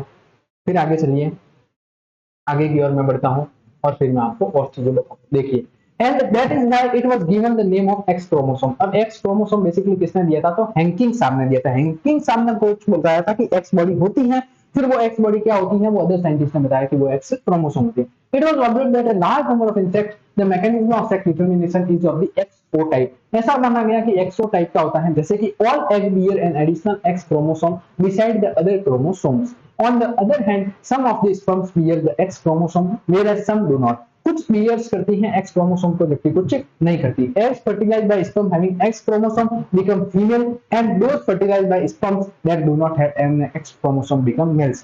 ऐसे एग जो फर्टिलाइज होते हैं स्पर्म के द्वारा और जिनके पास में एक्स क्रोमोसोम है वो फीमेल हो जाएंगे, जबकि जो स्पर्म के द्वारा फर्टिलाइज हो रहे हैं लेकिन उनके पास में एक्स क्रोमोसोम नहीं है तो वो मेल हो जाएंगे। जिसके पास में एक्स क्रोमोसोम है तो वो तो फीमेल हो जाएंगे और जिसके पास में एक्स क्रोमोसोम नहीं है वो मेल हो जाएंगे, ऐसा माना जाता था। बहुत ही बढ़िया। फिर देखिए, due to this involvement of X chromosome in the determination of sex it was designated to sex chromosome. अब इसमें क्या है बेटा जी, एक्स का इन्वॉल्वमेंट था और इसलिए इसको सेक्स क्रोमोसोम कहा गया। And the rest of the chromosome were named as autosomes, और बाकी के क्रोमोसोम्स को हम क्या कहते हैं, ऑटोसोम्स कहते हैं। क्या कहते हैं, ऑटोसोम्स कहते हैं। बहुत ही बढ़िया। तो जैसे कोई मेल है, ये कौन है, मेल है, तो इसका एक क्रोमोसोम तो एक्स होगा और एक क्रोमोसोम क्या होगा, वाई होगा। और ये कोई फीमेल है तो इसका एक क्रोमोसोम क्या होगा, एक्स होगा और दूसरा क्रोमोसोम क्या होगा, एक्स होगा। मतलब अगर दोनों एक्स है तो वो कौन है, फीमेल है, और अगर एक एक्स है और एक वाई है तो वो कौन है, मेल है। अब भी आपने एक मीम सुनी होगी कि देखिए किसी किसी टॉयलेट के बाहर एक्स वाई लिखा होता है, मतलब ये साइंस वालों के लिए नहीं, टॉयलेट तो सबके लिए, साइंस वालों के लिए अलग टॉयलेट थोड़ी होता है। एक्स वाई का मतलब है वो आदमियों का टॉयलेट है और एक्स एक्स का मतलब है वो फीमेल का टॉयलेट है। समझ गए, बहुत ही बढ़िया। उसी प्रकार से इसमें भी यही है, ये जैसे कोई मेल हनी भी फीमेल है तो एक्स एक्स है और ये मेल है तो इसमें एक्स वाई देखने को मिल जाता है। तो ये होता है कि ऐसे सेक्स डिटर्मिनेशन किया जाता है। ठीक है, सेक्स डिटर्मिनेशन इस प्रकार से किया जाता है। अब आगे की ओर बढ़ते हैं। देखिए दीज ऑब्जर्वेशन, हाँ ये इसमें भी देख लीजिए कि ये क्या है, मेल है और ये फीमेल है। देखिए अब यहाँ ध्यान से देखिए, these observation led to the investigation number of species, understand mechanism of sex determination in number of insects and mammals including men। XY type of sex determination, XY type of sex determination is seen where both male and female have same number of chromosomes। Among the males X chromosome is present but its counterpart is distinctly smaller and called the Y chromosome। बहुत ही बढ़िया। Females, however, have a pair of X chromosomes. Both males and females bear the same number of autosomes. Hence, the males have autosomes plus XY and females have autosomes plus XX। देखिए जो महिला होती हैं उसके पास में, ध्यान से समझना, ये आपको दिख रहा है, यहां पर मैं अगर कोई लिखूंगा तो आपको दिख रहा है, यहां पर अगर मैं कोई लिख रहा हूं तो वो आपको दिख रहा है, दिख रहा है। ठीक है, देखिए ये है ऑटोसोम, ये तो चाहे मेल हो चाहे फीमेल हो उन दोनों में देखने को मिल जाएगा, चाहे मेल हो चाहे फीमेल हो उन दोनों में आपको ऑटोसोम देखने को मिल जाएगा। ऑटोसोम के साथ साथ में अगर एक्स और वाई दोनों हैं तो वो क्या हो जाएगा, तो वो बेटा जी मेल हो जाएगा, यहां तक कोई भी डाउट नहीं है। और अगर ऑटोसोम के साथ में एक्स और एक्स दोनों हैं तो वो क्या हो जाएगा, फीमेल हो जाएगा। तो यहां तक भी आपको कोई भी डाउट नहीं है, तो वो क्या हो जाएगा, फीमेल हो जाएगा। तो मेल क्या होगा, ऑटोसोम प्लस एक्स वाई, और फीमेल क्या होगा, ऑटोसोम प्लस एक्स एक्स। बहुत ही बढ़िया। अब आगे की ओर बढ़ते हैं। देखिए अरे यार ये इसके पता नहीं क्या है।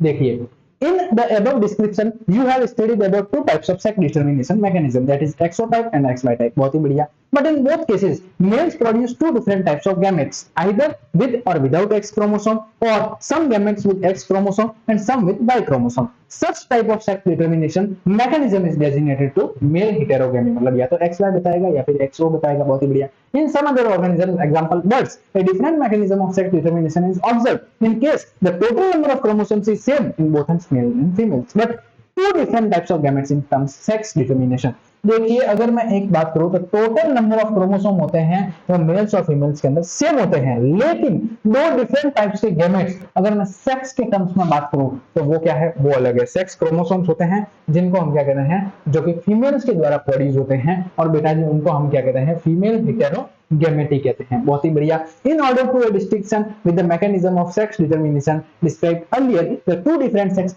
chromosomes of a female bird has been designed to the Z and Y chromosomes। In these organisms, the females have one Z and one Y W chromosomes, whereas males have a pair of Z chromosomes beside the autosomes। ठीक है ना। अगर birds की बात करो तो double Z होगा तो मेल है और Z और W होगा तो फीमेल है, बात खत्म।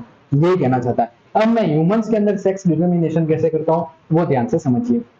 मुद्दे की बात तो अपनी है तो वो ध्यान से समझना। ह्यूमंस के अंदर सेक्स का डिटर्मिनेशन कैसे किया जाता है, कि कौन सा सेक्स है वो कैसे पता लगाएंगे। तो it has already been mentioned that the sex determining mechanism case of humans is X Y type. पहले तो किस टाइप से होता है, तो एक्स वाई टाइप से होता है, ये आप ध्यान रखना। 23 पेयर होते हैं क्रोमोसोम के, बहुत ही बढ़िया। 22 तो एग्जैक्टली सेम होते हैं मेल और फीमेल में, जबकि उनको हम 22 को क्या कहते हैं, ऑटोसोम कहते हैं। भाई कितना क्लियर लिख रही है एनसीईआरटी कि देखिए ह्यूमंस के अंदर एक्स वाई टाइप से कैसा होता है, सेक्स डिटर्मिनेशन होता है। 23 पेयर के क्रोमोसोम्स होते हैं, मतलब टोटल क्रोमोसोम्स कितने होते हैं, 46 नंबर में होते हैं, बहुत ही बढ़िया। कुछ 22 पेयर्स जो होते हैं, एक जोड़े को छोड़ दीजिए, 22 पेयर जो होते हैं वो उसको ऑटोसोम कहते हैं और वो एक्जेक्टली सेम होते हैं मेल और फीमेल में। उसके बाद में जो 23वां पेयर होता है उसे कहते हैं एक्स क्रोमोसोम, जो कि फीमेल के अंदर पाया जाता है, जबकि एक्स और Y chromosomes are determinant of the male characteristics, बहुत ही बढ़िया। ड्यूरिंग स्पर्मेटोजेनेसिस मेल्स के अंदर क्या होता है, एक प्रोसेस होता है जिस प्रोसेस को हम क्या कहते हैं, स्पर्मेटोजेनेसिस, और इस प्रोसेस से क्या होता है, स्पर्म का फॉर्मेशन होता है। तो ध्यान से समझिए, two types of gametes are produce, जब स्पर्म बनता है तो दो टाइप के गैमेट प्रोड्यूस होते हैं। 50% of the total sperm produced carry X chromosomes and the rest 50% है Y chromosome beside the autosome। देखिए भाई ये कोई भी आदमी है, ये अपना चिंटू आया, बहुत दिनों बाद चिंटू आया है, बहुत दिनों बाद, ठीक है ना। चिंटू के देखो बाल भी कम हो गए हैं, बेचारा दुबला पतला हो गया है, पेट तो निकल आया है फिर भी वो ठीक ही है। देखिए इस चिंटू का क्या हुआ, स्पर्मेटोजेनेसिस हुआ, स्पर्मेटोजेनेसिस हुआ, ठीक है। अब देखिए ध्यान से, स्पर्मेटोजेनेसिस होकर इसके क्या बना, स्पर्म बना चिंटू के, और इस स्पर्म में 50% का क्या होगा, एक्स क्रोमोसोम होगा, और 50% ही क्या होगा बेटा जी, वाई क्रोमोसोम होगा, ठीक है ना। चिंटू के 50% तो क्या है, एक्स क्रोमोसोम है, और 50% क्या है, वाई क्रोमोसोम है। अब फीमेल्स की बात करता हूं, however produce only one type of ovum with x chromosomes. अब फीमेल क्या करती हैं, ध्यान से समझिए, ये कोई चिंटू की सखी है, बहुत ही बढ़िया। सखी का मुंह ऐसा कैसा है, सखी का मुंह बिगड़ा हुआ है, थोड़ी रूठ गई है, नाराज है चिंटू से, ठीक है ना। ये सखी है चिंटू की, ठीक है ना, इसने फ्रॉक पहन रखा है बहुत ही अच्छा वाला, ठीक है। अब इसके क्या हुआ, इसके जो ओव्यूलेशन हुआ, ठीक है ना, इसके क्या हुआ, ओव्यूलेशन हुआ, और ओव्यूलेशन से क्या आया, ओवम आया, क्या आया, ओवम आया। अब ध्यान से समझ, ओवम आया तो ओवम में से केवल और केवल एक्स टाइप के ही क्रोमोसोम्स होंगे, मतलब इसमें फिक्स है कि एक्स टाइप के होंगे, और इसमें क्या है, एक एक्स होगा और एक वाई होगा। अब ध्यान से सुन, समझ, ये अच्छा कंसेप्ट है। There is an equal probability of fertilisation for the ovum with the sperm carrying either X और Y chromosome. In case the ovum fertilized with the sperm carrying X chromosome, the zygote develops into female, यानी कि XX, and the fertilization of ovum is Y chromosome carrying sperm results into the male offspring. Thus, it is evident that is the genetic makeup of the sperm that determines the sex of the child। बहुत ही बढ़िया, आगे बढ़ आगे बढ़ आगे बढ़। It is also evident that each pregnancy there is always 50% probability of either a male or a female child. It is unfortunate that in our society women are blamed। इस लाइन को अंडरलाइन कर, इस line को underline कर, I said, इस line को underline कर, क्या है कि इन अवर, बहुत ही अच्छा टॉपिक है देख, it is unfortunate that in our society women are blamed for giving birth to female children and have been ostracised and illiterate because of the false notion. अब मैं इसको और ढंग से समझाता हूं, देख कैसे। हाँ भाई साहब, अब देख इसको मैं थोड़ा सा ढंग से समझाता हूं,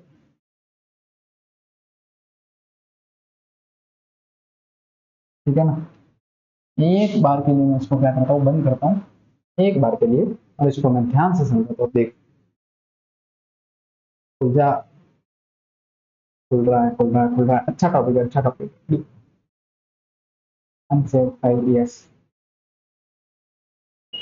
मतलब ये वास्तव में अच्छा टॉपिक है जो आपको जानना चाहिए कि कैसा अपना प्रोसेस होता है, क्या जरूरी है वो देखिए, ध्यान से समझना। देखो ये तो महेश जी सर है, देख लीजिए एक बार, कितने खूबसूरत है, कोई इसमें शक और शंका की बात नहीं है। देखो इधर देखो, अपना टॉपिक ये है कि सेक्स डिटर्मिनेशन क्या होता है, ध्यान से देख बेटा, और स्पेशली मैं ह्यूमंस की बात कर रहा हूँ। सेक्स डिटर्मिनेशन क्या होता है ह्यूमंस के अंदर, इसको मैं ढंग से समझा लेता हूँ। देख, अच्छा टाइम लगेगा लेकिन मैं समझा लूंगा, देख जल्दी जल्दी समझाऊंगा।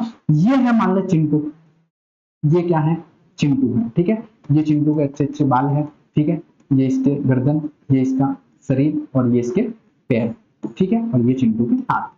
अब चिंटू बेटा ने क्या किया, ध्यान से समझ, चिंटू बेटा का हुआ स्पर्मेटोजेनेसिस। क्या हुआ, स्पर्मेटोजेनेसिस, बहुत ही बढ़िया।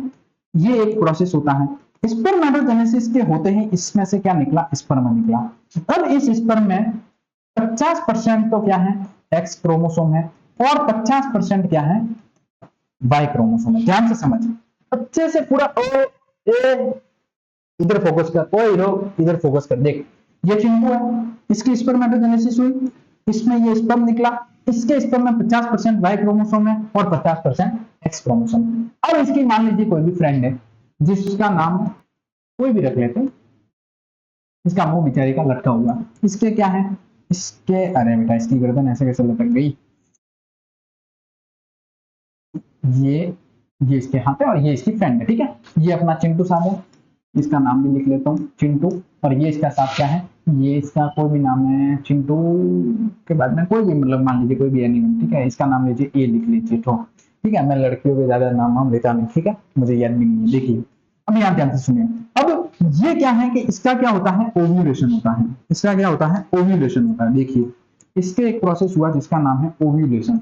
ओव्यूलेशन से क्या हुआ, ओवम निकला, और ओवम के अंदर जितने भी क्रोमोसोम्स हैं वो सब क्या है, एक्स क्रोमोसोम्स हैं।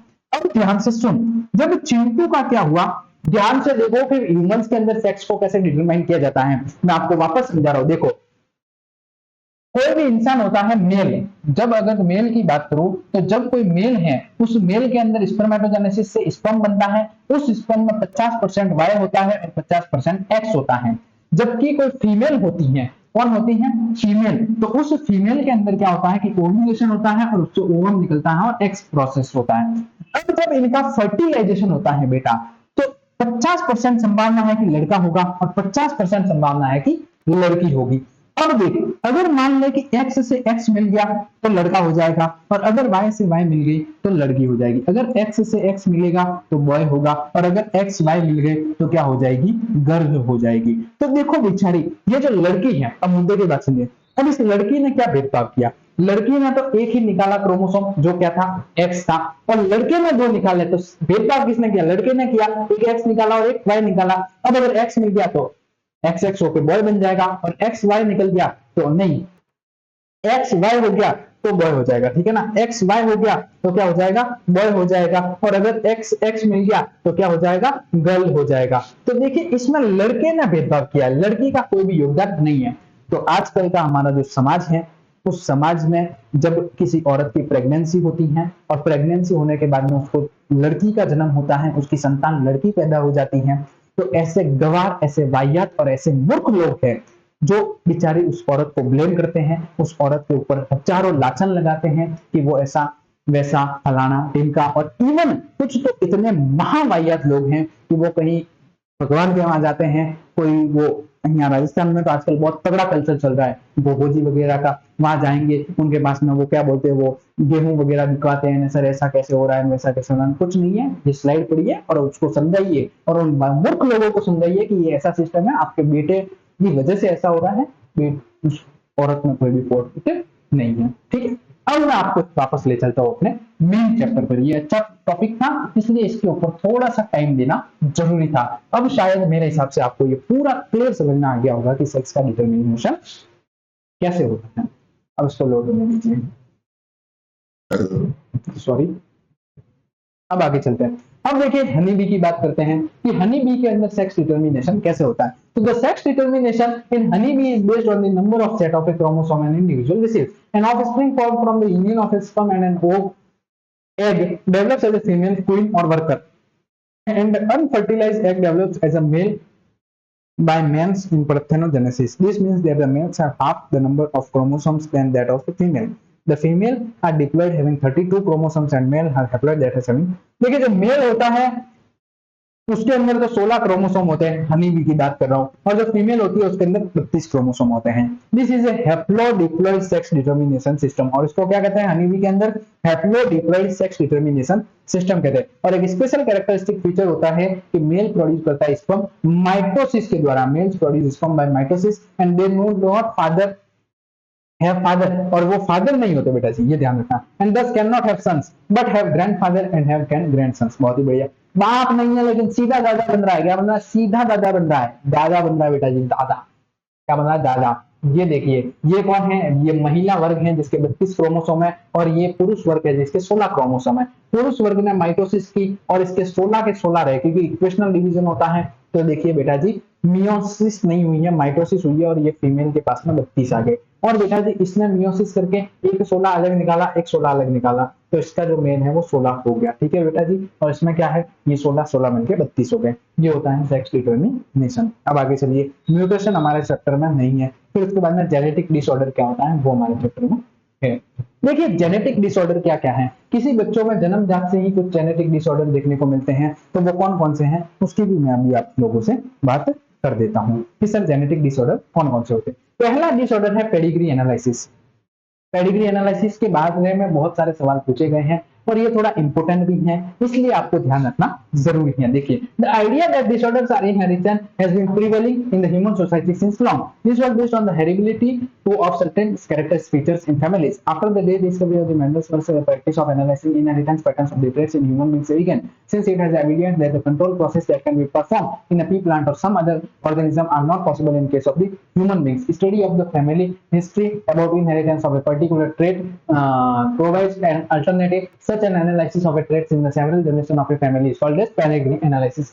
ऐसा है कि मैं किसी फैमिली के अंदर क्या करता हूँ, an analysis of trait in a several of generations of a family is called as pedigree analysis. किसी भी परिवार में मैं कई जनरेशन तक कुछ ट्रेट्स का एनालिसिस करता हूं, उस एनालिसिस को पेडिग्री एनालिसिस कहते हैं। बहुत ही बढ़िया। In the pedigree analysis the inheritance of a particular trait is represented in the family tree over generations. In human genetics pedigree study points provides a strong tool which is utilized to trace the inheritance of a specific trait, abnormality or disease. Some of the important standard symbols used in the pedigree analysis have been shown in the figure 4.13. You have studied in the chapters each and every feature of any organism is controlled by another gene called as, ठीक है, in the chromosome DNA is carrier of genetic material. DNA क्या है, is the carrier of the genetic information. DNA क्या है, genetic information का carrier होता है। It is and transmitted from one generation to other, और इसलिए ये एक जनरेशन से दूसरी जनरेशन तक ट्रांसफर होता है बिना किसी चेंज हुए और बिना किसी ऑल्टरेशन हुए। ठीक है ना, चेंजेस और alteration do take place occasionally, ये ऑकेशनली ही चेंज देखने को मिलता है। सच एन अल्टरेशन और change in the genetic material is referred to as mutation, और अगर ऐसा चेंज हो गया तो उस चेंज को क्या कहूंगा, म्यूटेशन कहूंगा। ठीक है, मुद्दे की बात किया, पेडिग्री एनालिसिस क्या होता है वो बता दिया। डीएनए क्या है, जेनेटिक इंफॉर्मेशन करता है, वो एक जनरेशन से दूसरी जनरेशन तक जाता है, और अगर उसमें चेंज देखने को मिल जाए तो उसको क्या कहेंगे, म्यूटेशन कहेंगे। A number of disorders in human beings have been found to be associated with the inheritance of the altered genes and सबसे पहले है मेंडेलियन डिसऑर्डर। मेंडेलियन डिसऑर्डर क्या क्या है देखिए। ब्रॉडली जेनेटिक डिसऑर्डर में भी ग्रुप इनटू टू कैटेगरीज। देखिए जो जेनेटिक डिसऑर्डर है उसको ब्रॉडली दो भागों में बांटा गया है। पहला है मेंडेलियन डिसऑर्डर और दूसरा है chromosomal disorder. Mendelian disorder are mainly determined by alteration और mutation in the single gene. जब किसी सिंगल जीन के अंदर म्यूटेशन और अल्टरेशन होता है तो उसको मेंडेलियन डिसऑर्डर कहते हैं। These disorders are transmitted to the offspring on the same lines as we have studied in the principle of inheritance. The pattern of inheritance of such Mendelian disorders can be traced in the family of the pedigree analysis. Most common and prevalent Mendelian disorders are, इसके example याद रखिए कि सबसे prevalent Mendelian disorder कौन है, तो haemophilia, cystic fibrosis, sickle cell anaemia, colour blindness, फिनाइलकीटोनुरिया,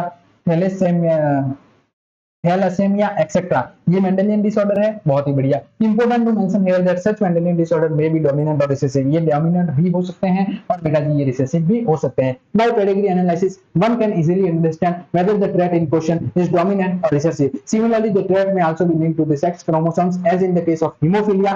देखिए similarly the trait may also be linked to the sex chromosome as in case of hemophilia. It is evident that X-linked recessive trait shows transmission from carrier female to male progeny. A representative pedigree is shown in the figure 4.14 for dominant and recessive trait. Discuss with your teacher and design pedigree for character linked and the both autosomes and sex chromosome. Color blindness सबसे पहला क्या है, colour blindness क्या होता है, ध्यान से सुनिए। देखो इतना फास्ट मैंने क्यों पढ़ा, क्योंकि काम की चीज थी वो मैंने बता दी, उसके बाद में जो काम की नहीं है वो नहीं बताऊंगा। अब देखिए कलर ब्लाइंडनेस क्या होता है। कलर ब्लाइंडनेस बेटा थोड़ी सी काम की चीज है, तो इसको ध्यान से पढ़िएगा कि कलर ब्लाइंडनेस क्या होता है। आ जाइए आ जाइए आ जाइए इधर।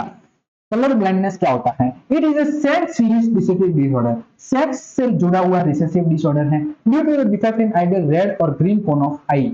या तो आंखों के रेड या फिर ग्रीन कोन में कोई डिफेक्ट होगा उसकी वजह से। इससे क्या रिजल्ट है, failure of discriminate between red and green colour, red और ग्रीन कलर के अंदर कुछ ना कुछ फेलियर देखने को मिलता है। This defect is due to mutation in certain genes present in the X chromosome. X chromosome के अंदर कुछ जीन्स में म्यूटेशन होता है, उसकी वजह से ये हो जाता है। It occurs in about 8% of males and only 4.4% of females. ये कुछ संख्या है। This is because the genes that lead to red green colour blindness are the X chromosomes and males have only one X chromosomes and females have two. The son of a woman who carries, किसी women का बच्चा जिसके अंदर क्या है, the gene has 50% chance of being colour blind, ठीक है ना, उससे 50% चांस है कि वो कलर ब्लाइंड हो। The mother is not herself colour blind because the gene is recessive. बहुत ही बढ़िया। That means that's effect is suppressed by her matching dominant normal genes. A daughter will not normally be colour blind unless her mother is a carrier and her father is a colour blind. ठीक है, यहाँ तक कोई भी दिक्कत वाली बात नहीं है, बस बेसिक बात है यार, ये तो आप पढ़ के भी समझ सकते हैं, मैं पढ़ा रहा हूँ, ठीक है, वो कोई नहीं। हीमोफीलिया क्या होता है, ध्यान से सुनिए। ये भी सेक्स लिंक रिसेसिव डिजीज है जो कि क्या शो करती हैं, transmission from unaffected carrier female to some of the male progeny has been widely studied. In this disease a single protein that is a part of the cascade of proteins involved in the clotting of blood is affected. Due to this an affected individual और simple cut will result in non-stop bleeding. The heterozygous female जो कि carrier होती है आर haemophilia में transmit the disease to sons. Female से son के अंदर ऐसी डिजीज आती हैं। The possibility of a female becoming a hemophilic is extremely rare because mother of such a female has to be at least carrier and the father should be hemophilic, unavailable in the later stage of life. The family pedigree of a Queen Victoria की जो family career थी उन्होंने बताया कि number of haemophilic disease and she was a carrier of the disease. ये बहुत ही important है, यहाँ से सवाल आएगा। अरे जहां से सवाल आ रहा है वो समझिए ना, जो पढ़ना है ध्यान से, बस इसकी रीडिंग मान लो, आपको सब समझ में आ रहा है कि सिकल सेल एनीमिया क्या है। देखिए सिकल सेल एनीमिया क्या होता है, ये एक ऑटोसोम लिंक रिसेसिव ट्रेट है। देखिए वो दोनों ऊपर वाले हीमोफीलिया और कलर ब्लाइंडनेस क्या है, सेक्स लिंक रिसेसिव ट्रेट है, और ये क्या है, ऑटोसोम लिंक रिसेसिव ट्रेट है। बहुत ही बढ़िया। ट्रांसमिट होता है पेरेंट्स टू दी ऑफस्प्रिंग जब बोथ द पेरेंट्स कैरियर होते हैं जीन के लिए, हेटेरोजाइगस होगा। Disease is controlled by single pair of allele, single pair of allele से कंट्रोल की जाती है HB and HBS। Out of the 3 possible genotypes the homozygous individual SBS show the disease phenotype. Heterozygous individual appear apparently unaffected, but they are the carrier of the disease in their 50% probability of the transmission of the mutant genes in the progeny, thus exhibiting sickle cell trait. The defect is caused by the substitution of the glutamic acid. Glutamic acid होता है, glutamic नहीं glutamic, ये होता है sickle cell anaemia होने के बाद में। और पहले क्या जीन, ये ग्लूटामिक एसिड को GLU कहा जाता है। क्या कहा जाता है, GLU कहा जाता है बेटा।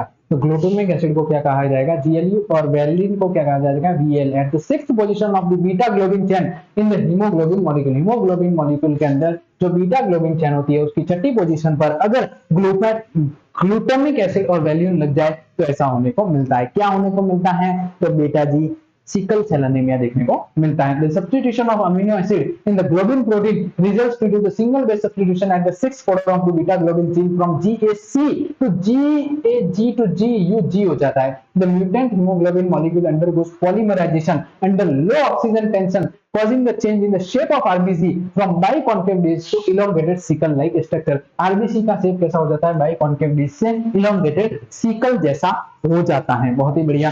अब आ जाइए फिनाइलकीटोनुरिया। अब चलिए फिनाइलकीटोनुरिया क्या होता है, ध्यान से समझिए। This inborn error of the metabolism is also inherited as the autosomal recessive trait. ये भी ऑटोसोमल रिसेसिव ट्रेट होता है। The affected individual lacks an enzyme that converts the amino acid phenylalanine into tyrosine. देखिए amino acid फिनाइलएलेनाइन को क्या करता है, tyrosine में कन्वर्ट कर देता है। एज अ रिजल्ट इसका रिजल्ट क्या होता है, एक्युमुलेट हो जाता है और एक फिनाइल पायरुविक एसिड में कन्वर्ट हो जाता है और उसके डेरिवेटिव्स में, और इसके एक्टिवेट से ब्रेन मेंटल रिटार्डेशन करने को शुरू करता है। और ये ऐसा एस्केलेटेड है through urine because of its poor absorption bye kidney.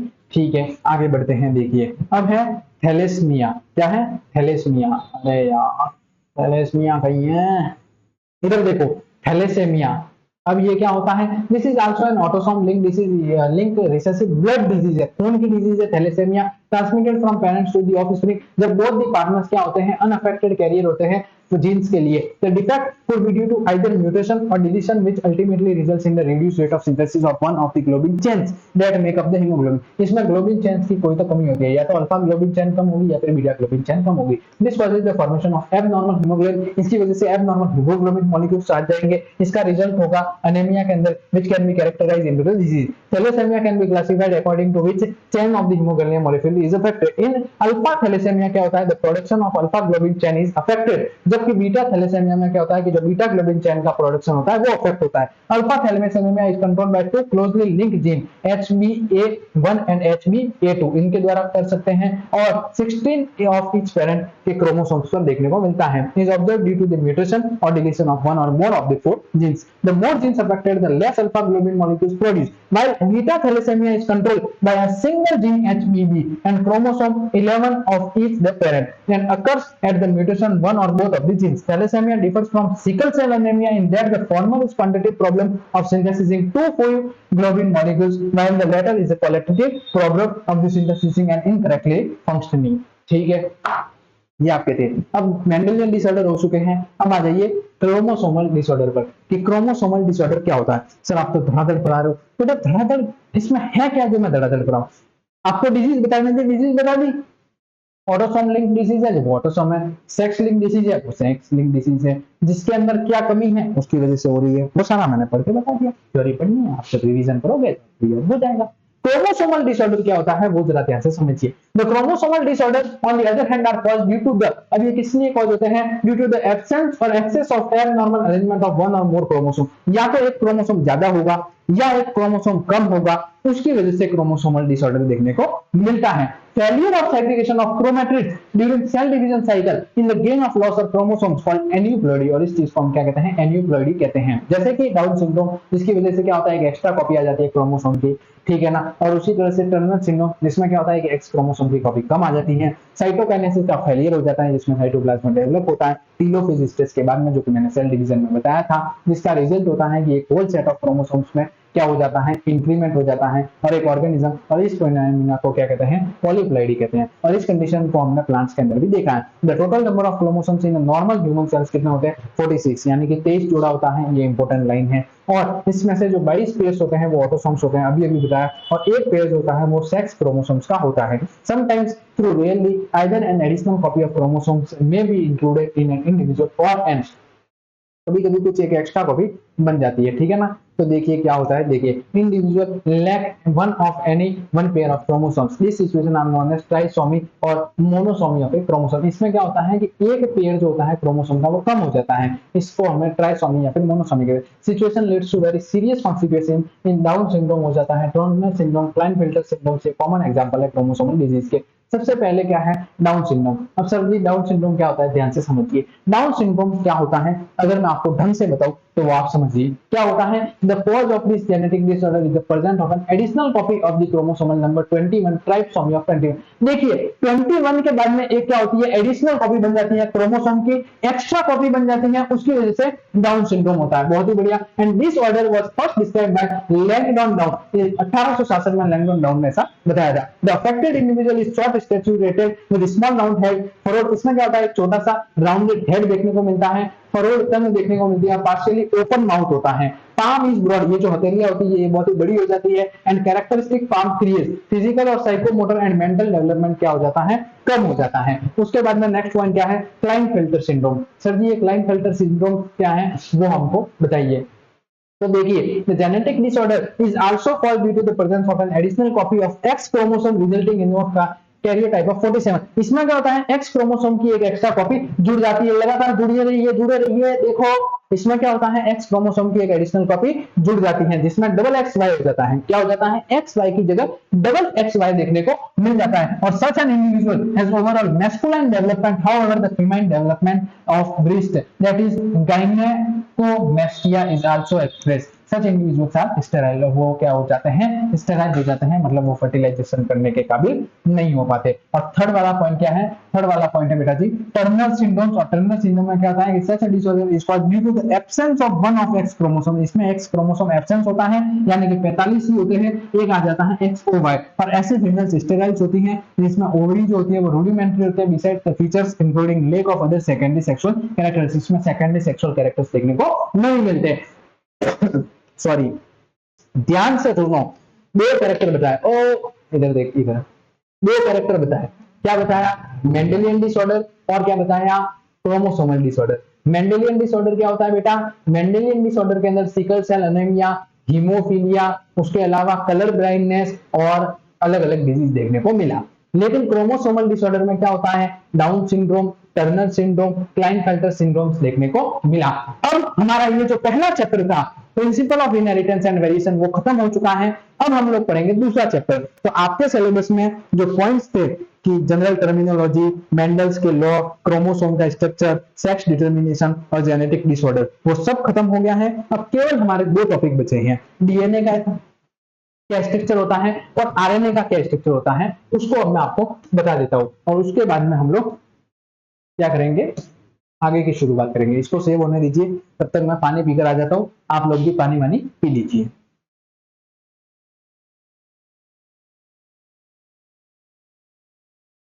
ये क्या हो गया, ये इसको मैंने करना है माय डॉक्यूमेंट्स में, इसको मुझे करना है, इसको करना है मेरे principle of inheritance and variation lecture number 18। Okay, ये हो रहा है सेविंग, इसको सेव होने दीजिए, मैं पानी पीगा।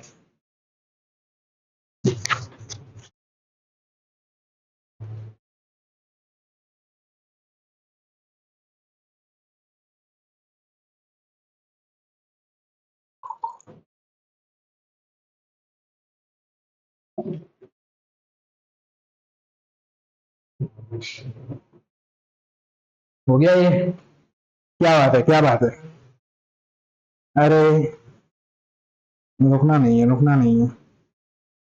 अच्छा, आपको एक मोटिवेशन के लिए सॉन्ग सुनाया जाए? ठीक है, आज मैं शायरी नहीं सुनाऊंगा, सॉन्ग सुना देता हूँ। और तो क्या हो गई, और तो आपके बच्चा लोग के लिए मैं क्या करूँ, सॉन्ग सुना दूं कहीं? हाँ बोलो बोलो, जल्दी बोलो, सॉन्ग सुना दिया जाए। कौन सा सुनोगे? जाना नहीं तो कहीं हार के, चलो आपको एक सॉन्ग सुना दिया जाता है, ठीक है?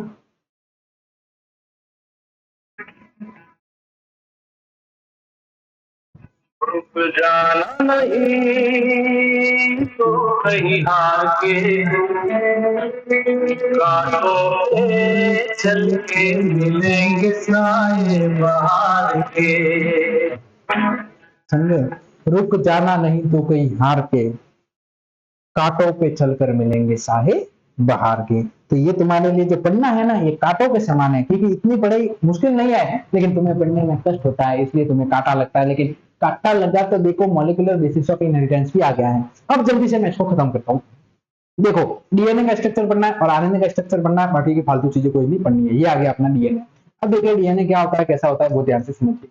यहाँ पर आइए मेरे देवियों और सज्जनों, यहाँ से हम लोग क्या करते हैं, शुरू करते हैं। DNA is a long polymer of deoxyribonucleotides. देखिए डीऑक्सीराइबोन्यूक्लियोटाइड्स की एक लंबी पॉलीमर्स होती हैं। The length of DNA is usually defined as a number of nucleotides और a pair of nucleotide referred to as a base pair present in it. बहुत ही बढ़िया। This is also is the characteristic of an organism. For example, a bacteriophage known as, ये क्या है, beta into 174 has 5386 nucleotides. Bacteriophage lambda has 48502 base pairs. Escherichia coli has 4.6 into 10 to the power 6 base pair, and haploid content of human DNA is 3.3 into 10 to the power 9 base pair. Let us discuss the structure of such polymer chain. इस polymer chain की discussion बात करते हैं। बहुत ही बढ़िया। देखिए DNA क्या होता है, ध्यान से समझिए। Structure of polynucleotide chain. Polynucleotide chain होती है डीएनए बेसिकली। देखिए अगर मैं बात करूं तो ये न्यूक्लियोटाइड हैज थ्री कंपोनेंट्स। एक न्यूक्लियोटाइड में तीन प्रकार के कंपोनेंट्स होते हैं। पहला होता है नाइट्रोजनस बेस, दूसरा होता है पेंटोज शुगर और तीसरा होता है बेटा जी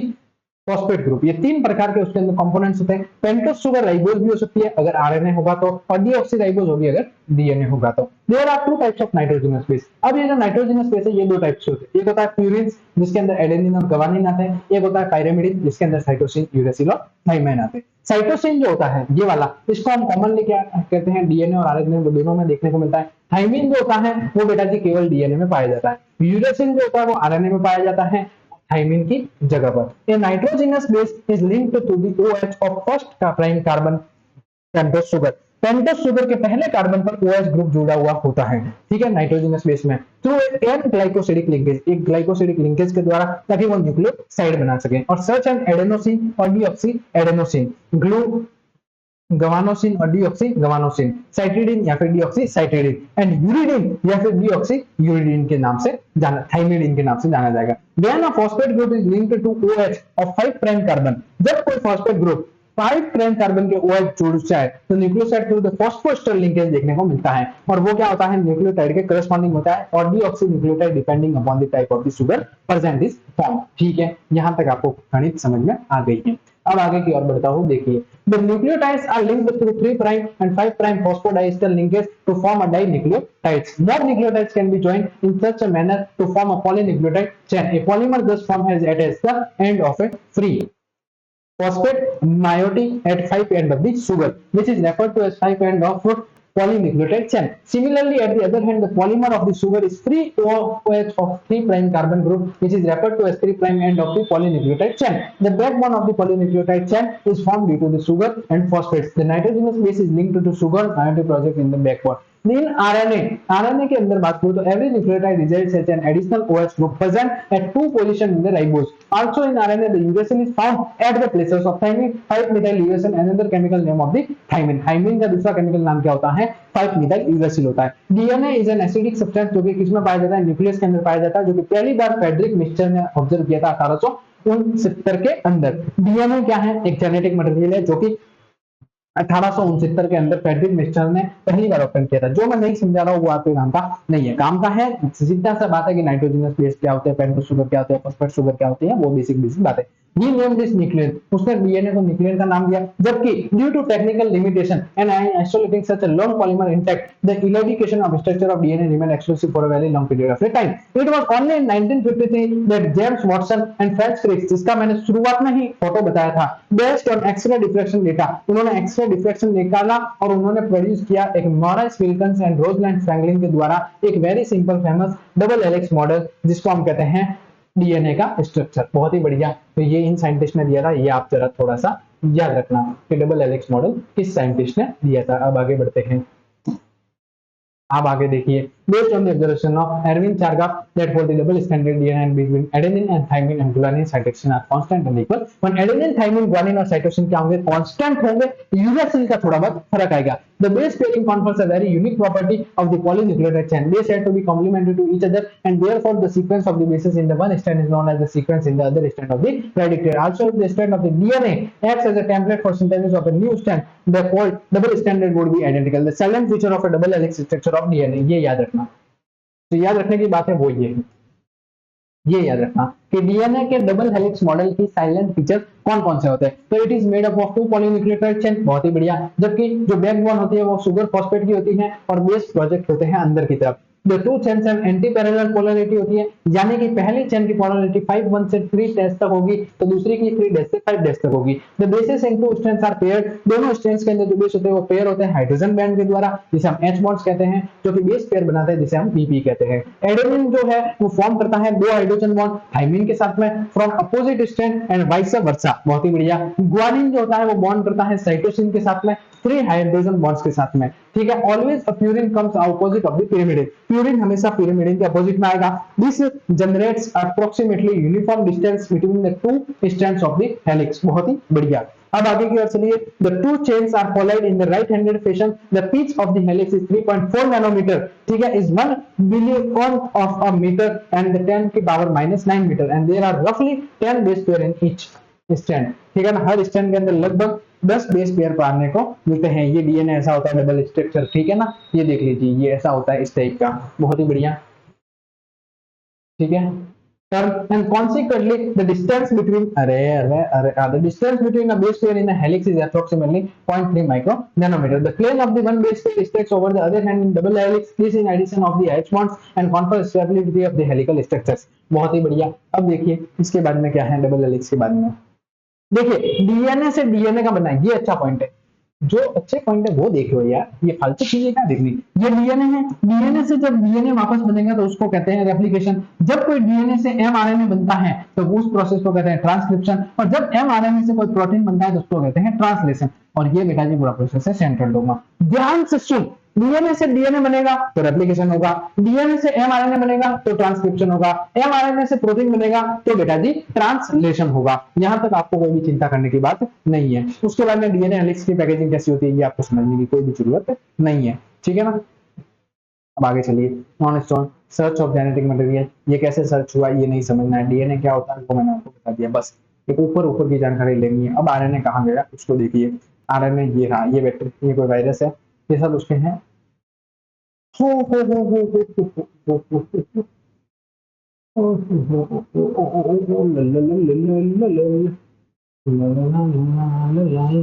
ये रहा अपना आरएनए, ठीक है ना। कि आरएनए क्या होता है बबुआ, तो आरएनए के बारे में समझिए। अब देखिए आरएनए, व्हाट इज आरएनए। अब देखिए आरएनए की दुनिया, RNA world from foregoing discussion an immediate question become evident which is the first genetic material it shall be discussed in detail। देखिए RNA was the first genetic material। मुद्दे की बात ये है, ये आप याद रखना कि आरएनए क्या है, पहला जेनेटिक मटेरियल है। बहुत ही बढ़िया। There is now enough evidence to suggest that essential life processes such as metabolism, translation, splicing, ये सब कौन करता है, आरएनए करता है। Evolve around RNA. RNA used to act as genetic material as well as catalyst, catalyst की तरह भी यूज होता है। Important biochemical reactions in living systems जो है कैटलाइज होती है आरएनए के द्वारा, and catalyst and not by protein engine. बहुत ही बढ़िया। But RNA being a catalyst was reactive and hence unstable, unstable होता है। Therefore DNA has evolved from RNA with a chemical modification that makes it more stable. DNA being double stranded and having complementary strand further resist changes by evolving a process of repair। Sorry, अब आ जाइए replication पर, ठीक है। तो RNA क्या होता है, basically single stranded होता है। ये वाला टॉपिक आप समझ लीजिए कि डीएनए वर्सेस आरएनए क्या है। देखिए ये देखिए, it should be able to generate its replica, application करने के लिए होगा। It should be stable chemically and stably, it should be provide the scope of slow changes, mutation that are required for evolution, and it should be able to express itself in the form of Mendelian characters. A molecule that is genetic material must be fulfil following criteria. ये सारे points उसके अंदर देखने को मिल जाते हैं। बहुत ही बढ़िया। तो इसी प्रकार से हमने जो आज हमारा सिलेबस था बेटा जी,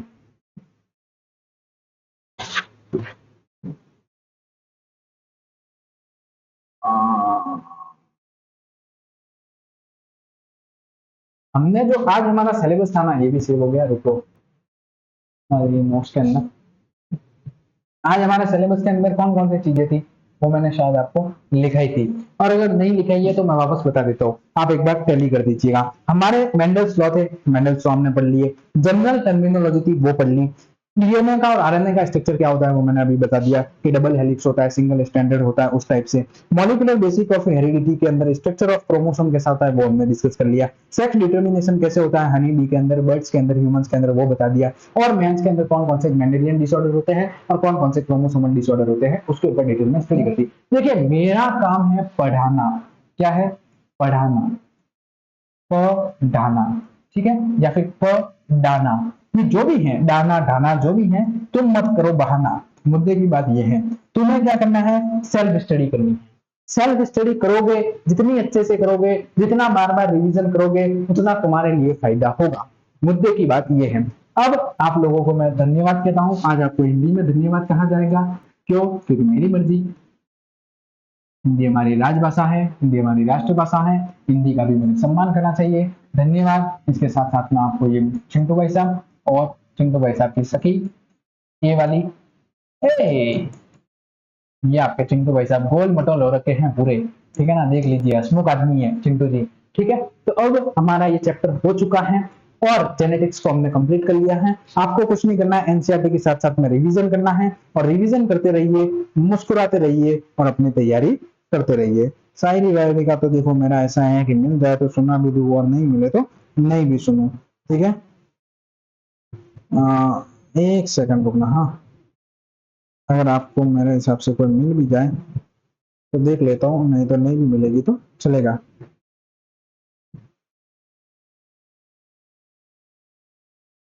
शायरी नहीं है, 2 लाइनें वही कि जीवन का सबसे बड़ा गुरु वक्त होता है। बेटा जीवन का सबसे बड़ा गुरु कौन होता है? वक्त होता है, क्योंकि जो वक्त सिखाता है वो इंसान को और कोई नहीं सिखा पाता। इसीलिए टाइम टाइम पर आपको टॉनिक मिलता रहेगा, मेरे से भी और वक्त से भी।